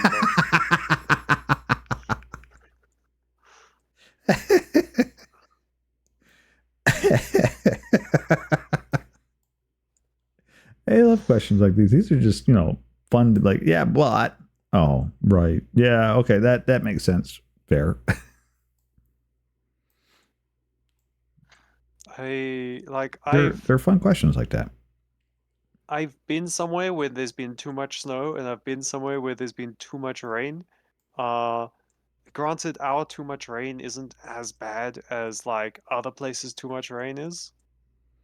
Mm-hmm. So, oh my lord, I just grabbed a puzzle piece that someone has placed somewhere, that I genuinely didn't see was placed incorrectly until I grabbed it. Yeah, Uh, you get used to that. we have some jokers around here that they like to hide pieces under pieces. no, so like, I, I don't know, I just like rain more. Like, I like the cold a lot, but I don't like being Mm-hmm. too cold.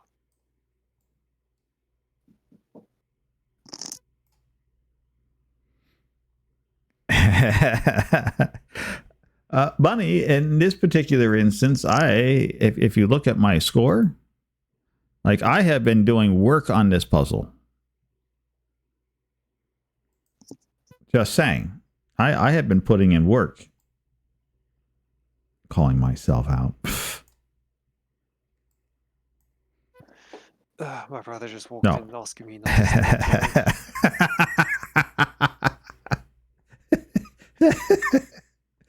Bunny is never going to let me live that down. Yeah, so they invited me into their game. I made an absolute mess of their puzzle for about 45 minutes. It took them 4 hours to put that puzzle together. They were up to like 2:30 in the morning. And that was after I'd already went, okay, I've had my fun. Take care, all. I'm out.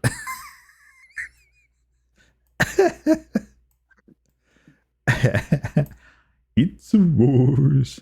Hiya, Wars. Welcome in.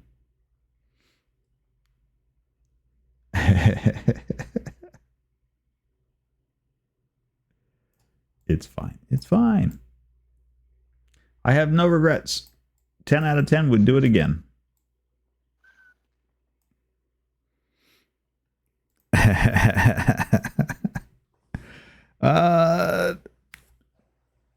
Rambling Danny would like to know, have you played They Are Billions?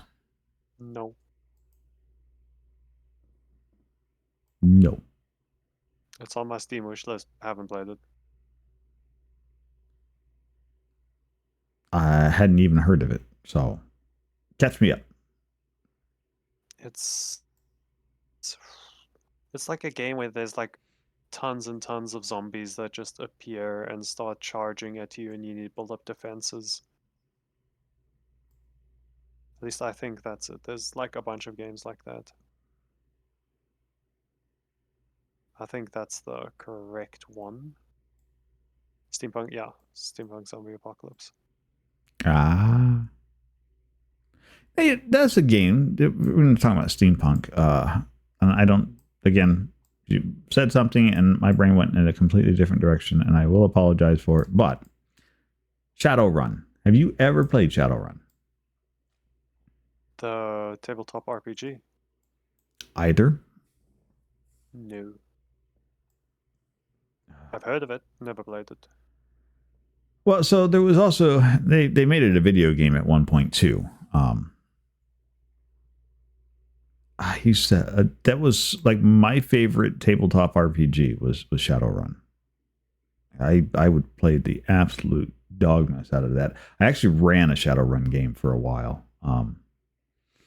And the bit that I always really got behind and enjoyed was the so you can do hacking in it because it's basically futuristic D&D.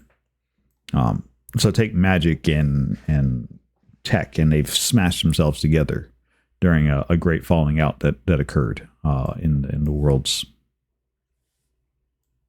history for that. And so what you end up with is these like people running around that have cybernetic body parts and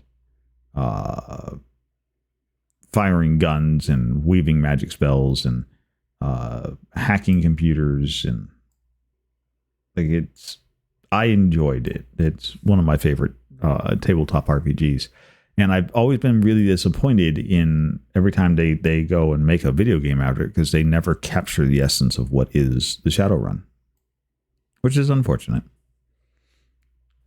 But I would run a Shadowrun game, and we would do things like we would spend time. Like when we put together a Shadowrun game, it took us. We spent like 2 years. Last Shadowrun game I put together, it took us 2 years to get the world built and everything ready for the storyline, because we would do things like, oh, you're going to play the guy who's got all the hacking skills. Okay, well, here you go. Here's your hacking thing that you have to go hack. And we actually had like built websites and everything else that they would have to hack into. And depending on what you roll would give you hints and whatnot in order to make it possible to figure out the puzzles that were injected into that Netscape we would create. Like nth degree detail. And those were always such a fun game. That sounds fun. There's a tabletop RPG I really want to play called Lancer. Right. I got the book for it. There was like a bundle for I think Black Lives Matter that I bought. And in it was a what you call it, a core rulebook for a tabletop RPG called Lancer, where you play as mecha pilots, piloting your mecha in like it's like you work for mercenary companies, I think, is Right. the Like Mech Warrior. the story. Yeah. And I really want to play it, but I don't want to DM it. So you are definitely a player character, not a DM. I am a forever DM, Nori. I haven't played as a player in 6 years. Oh, you're in good company, my friend, because most of the people around here are forever DMs. In fact, DM Service Official is that's his thing. That's what he does. He DMs. So, you could find your way into being a player character, should that be a desire you have. We have plenty of DMs that float around. No. you now we need to find the pieces that someone's hidden somewhere.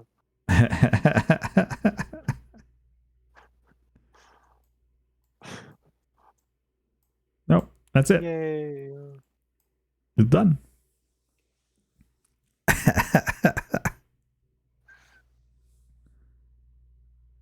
I like the world building that goes into I like the world building that goes into D&D. I very much like telling stories. I've always been really fascinated by telling stories. So for me, I will. Go ahead. I ran a D&D campaign. I ran Fandlin, and then the second time I ran Count Strahd, and then after that I was like, these modules kind of suck, so I just made my own campaign.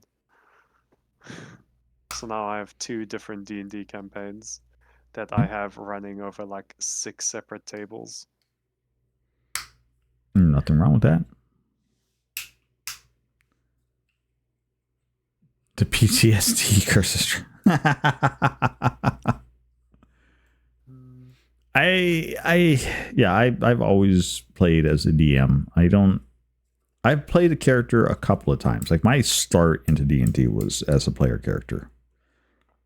No, my start was as a DM. I convinced my friends at school to play D&D, and we played D&D whenever we had like a free second in class. Like the teachers were like, okay guys, take a 10-minute break, and we'd like rush to a single table and start playing D&D for 10 minutes.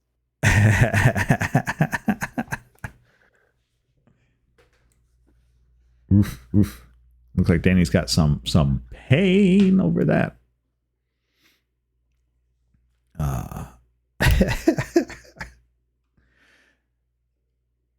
Yeah. Have a good night, Danny. Enjoy your rest. Thank you for coming and hanging out. Well, I think we're actually reaching the end of our time period anyways. So, These things always fly by when you're having fun.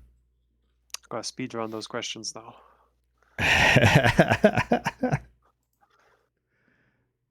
It's fine.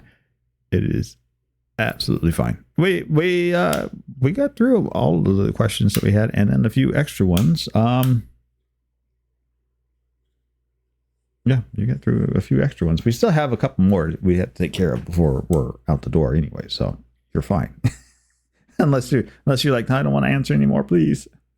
No, I'm always happy to answer questions. I have no shame at all. Okay. As long as you're having fun, that's what. So we still have most of the rest of this year and 2025 looming on the horizon. Do you have any like major plans, any events, anything that you want to call attention to? You know, stuff that you're like, oh, we're gonna do, I don't know, a charity event coming up. Don't miss out for this, or new series starting up, or anything like that. That sort of thing. I'm gonna be honest, I'm not organized enough for that. I'm attempting to get a bunch of. I would like to get an 8-person Magic the Gathering table where where chat can fuck with everyone, but that's unlikely to happen. Why is that unlikely to happen? Just No, because you don't know 8 scheduling people? errors. Oh. That's true. That as well. I know 3 people who would be willing to play with me at like the drop of a hat, but it's trying to convince those other 4 people to come to a game that potentially they will lose for bullshit reasons, otherwise known as my chat. We played. You know, I think if you find streamers that are willing to get in there and jump in there, then you basically need people that are willing to do it for the bit. That's all. Yeah, exactly. We played Uno Infinity once, and one of the redeems was so Uno Infinity, basically at one point you could have 200 cards in your hand without Right. chat fucking with you. So one of the redeems was double everyone's hand. So I eventually changed it to if you sub, it will double everyone's hand because people were getting the redeem too quickly. And I was like, if I'm gonna suffer, I might as well suffer for money. At That's one fair. point, someone had 1,000 cards in their hand. Oof. Oh, that's just pain. Yeah. It was a time. Let's see. I have been trying to find a group of people to put together to do like an Uno night, just because, like, we do golf with friends around here, and that's torture. But the Uno, any version of Uno, is just torture when you're playing with people that you know, because then you're constantly setting each other up and then ripping the rug out from underneath each other. You don't even need chat to get involved in that. Like, we'll do it to ourselves. Yeah. My friend and I, we have a thing that we call the friendship cannon. We always try to sit next to each other when we play Uno, and the friendship cannon is he gets a +4, then I get a +4, and we nod at each other, and then we both put them down. And whoever is at the end of the friendship cannon gets hit with a +8. Yeah, unless of course they too have a +4, and then your friendship cannon just got redirected. Exactly. That's the fun bit of the friendship cannon. It could backfire. Yes. It adds some spice. Oh, I love the constant skip plays, the skip and reverse. Oh, those are really fun. Like, yeah, skip and then reverse. Oh, good. Skip and then reverse. Oh, good. Skip and then reverse. Would you two stop playing with each other? We did that when we played the Uno Infinity thing. We're just like, okay, and back to you, and back to you, back to you. And when someone has 100 reverses in their hand, at one point we're just like, okay, how many reverses do you each have? All right, put them all down. We don't want to hear this, and back to you, another 100 times. No, the pain, the pain. Now, do you do that on Tabletop Simulator? Is that how you pull those off? Yeah. On Okay. Tabletop Simulator, on the workshop, there's a thing called Uno Infinity. And we play with the 8. There's a version with 4 colors, and there's a version with 8 colors, and we play the 8-color version because why would we play with the 4-color version? The 4-color version would be easier. Yeah. Why would we want to make this easy? Let's just torture ourselves to death. I think the longest Uno Infinity game that I've played, this was off stream, lasted 12 hours. Yeah. But that was mostly because the person next to me wouldn't let me fucking win. I got to Uno like 20 times in that whole thing. Right. And every time they were like, okay, but give me your hand. And then I was like, no, don't do that. No, give me your hand. Because one of the cards is stealing someone's hand. Yep. Oh, yeah. Yeah. Now, when I was, let's say, a teenager, me and 4 buddies of mine all went to stay at a log cabin for a weekend. And we started on a Friday evening. We put down Axis and Allies.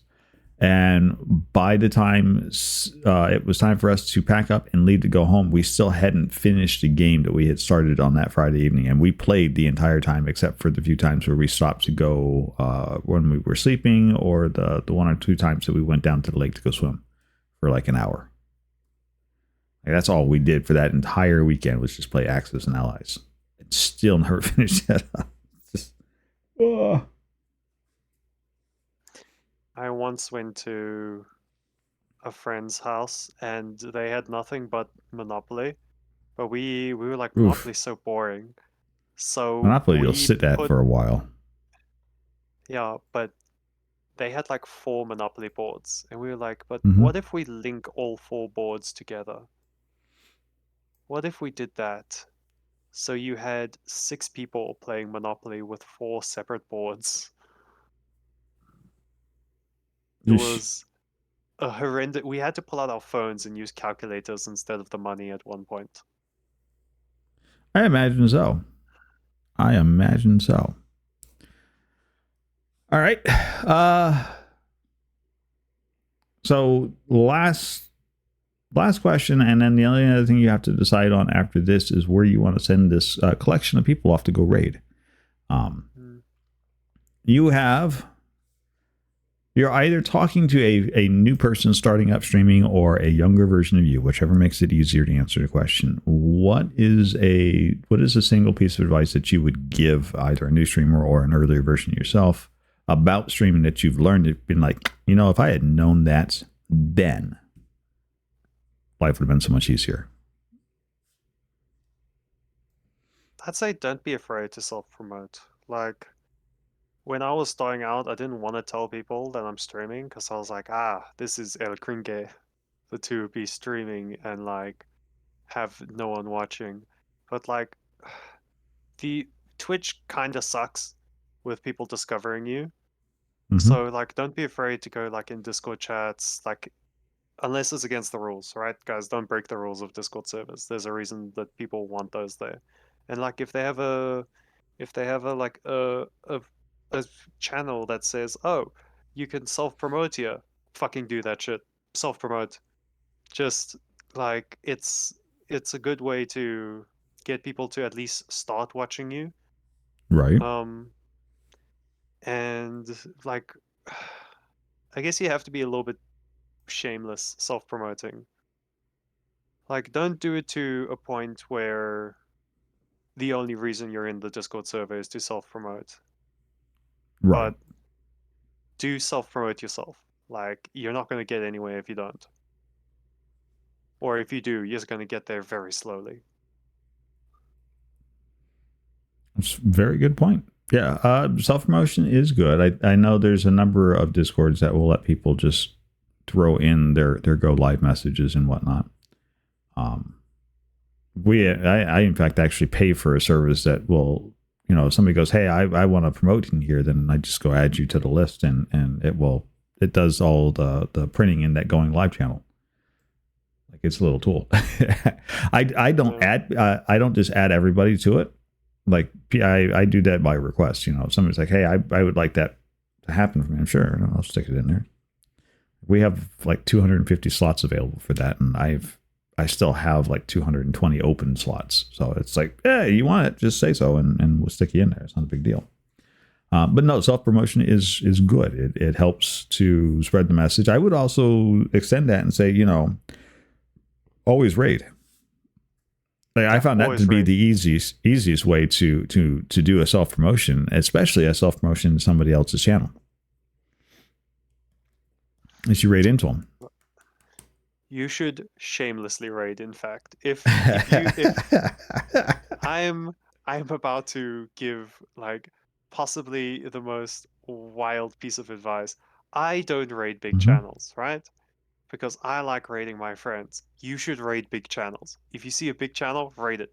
There's a good chance they'll give you a shout out just like out of habit. And hey, a shout out to like, even if you raid like a slightly bigger channel, like a shout out to like 50 people is still 50 people saw your channel. That's right. And like at least maybe one or two of them click on your channel and maybe they follow. Like, get those numbers, people. Yeah, I would be hesitant. Like, I don't like rating to like a channel that's got 1,000 viewers. Like, that to me doesn't seem productive. Like, I'm not a big.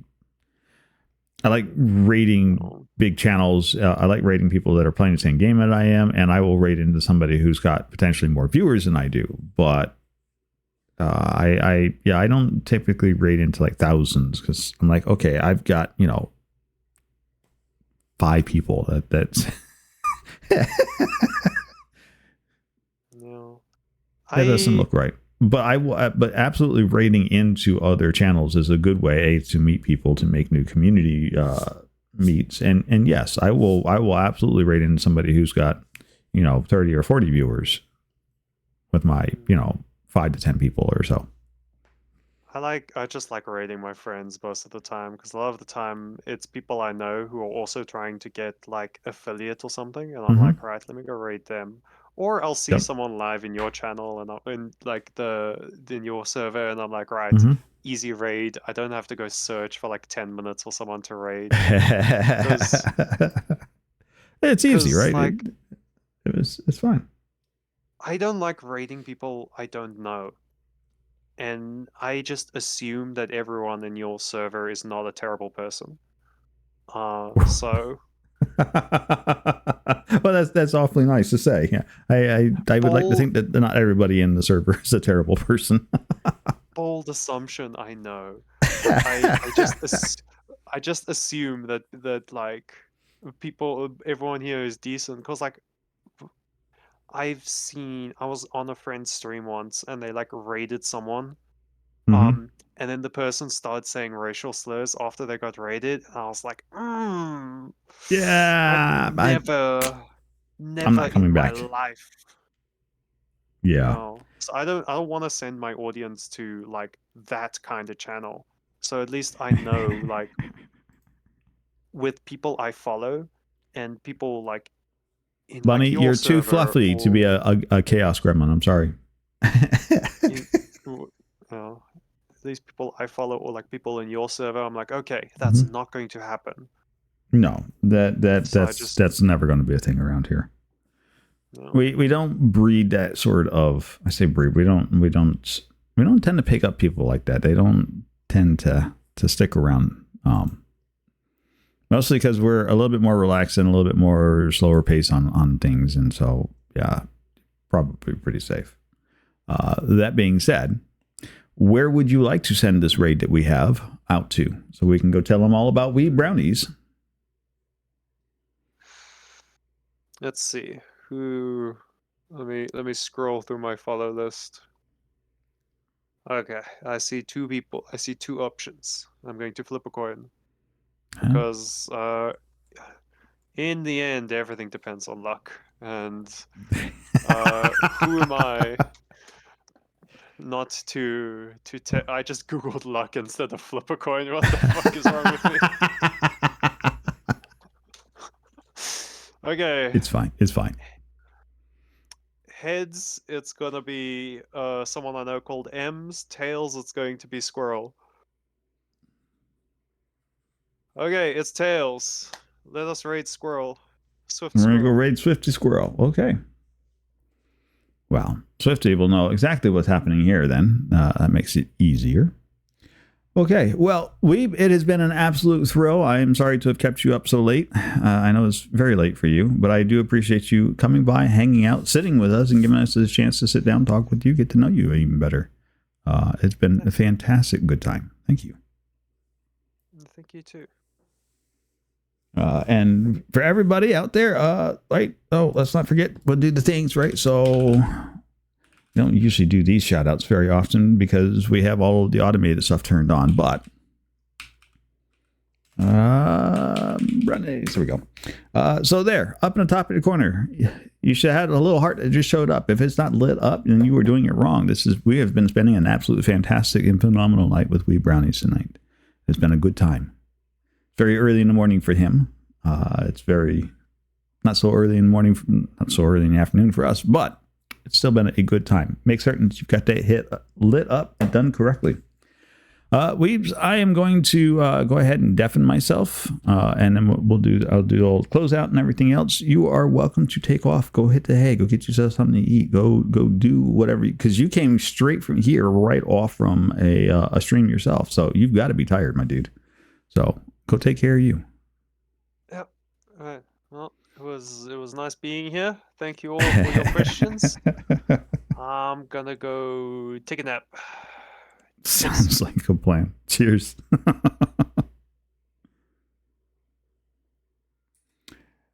And that's the end screen. Oh, it's been a good time. We've had a lovely, lovely Talk Tuesday again with an absolutely phenomenal, first-rate, fantastic streamer. If you don't know who I'm talking about, well, then you obviously haven't been paying attention tonight. Talk Tuesday. We have been sitting down and enjoying a fantastic evening with the one and only Wee Brownies. So, what's up next? Well, up next. It's a good question. We'll have to see. But so we still have we're going to go right over to Swifty Squirrel per the request of Wee Brownies, because that's where we're going to head. So let them know where we came from. We'll tell Swift all about Wee Brownies, all the fun, fantastic things that we have learned about this amazing streamer. Good friend of ours, a regular that you can see and catch around here in the den. It's a good time, right? Up next week on Talk Tuesday. Who do we have next week on Talk Tuesday? Next week on Talk Tuesday, we are going to have a Starry Dell for next week on Talk Tuesday. So that's going to be fun and interesting. On Friday, we'll be doing more of, I think we'll be returning back to our Elden Ring stuff. So that's going to be fun as well. Saturday is going to be Story Saturday. And I have special guests for this Saturday. We are going to have a little lunar rabbit who's going to be joining us and doing some reading of stories this Saturday. So it's going to be a good time. We have still plenty of lovely things coming up. All in all, absolutely phenomenal. Let me get the buttons all pushed. There we go. There's the raid messages. The first one is for all of you lovely followers. The second one's for all you lovely subscribers. Whichever one you can use, grab it, copy it, get ready to spam it. Let's go say hi to Swift Squirrel. Let's tell Swift Squirrel all about Talk Tuesday's special guest tonight. That's right, the one and only Wee Brownies.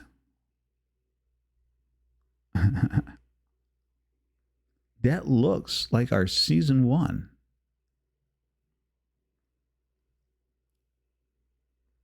I feel like that's a blip out of season 1. Anyways. Until next time, continue to be the fantastic, fabulous, and amazing people that I already know you are. Wait a second.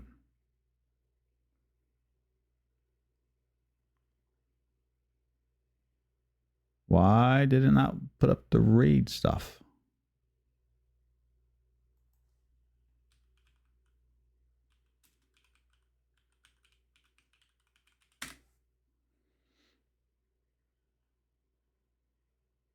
Oh, we can't raid Swift Squirrel. Yeeps. Yikes. What is going on? Why can't we raid Swift Squirrel? Is Swift Squirrel ending? That's a problem. That is a problem indeed.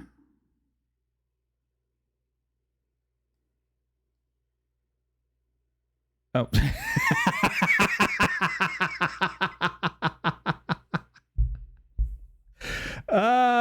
Yeah, and Swifty hit the button. I popped over onto her stream and she's got a pinned message that she hit the button that says no raids for an hour. So we can't really raid over to her per se. Weebs, if you're around, you want to give me the name of that other person, we'll go raid them instead. And then we'll go poke fun at Squirrel. All right, there we go.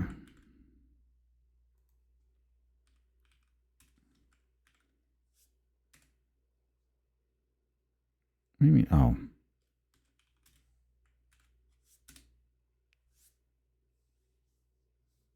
There we go. All right, so that one's up and going. So we'll go there instead. Doesn't change it. doesn't change the raid messages. Grab it, get ready to spam it.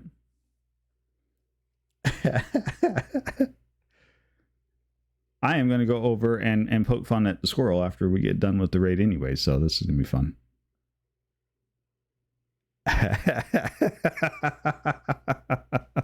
It's just the way it works. It'll be just fine. It'll be just fine. Until next time, continue to be the fantastic, fabulous, and amazing people that I already know you are. And until next time, well, you know how this goes. Bye for now.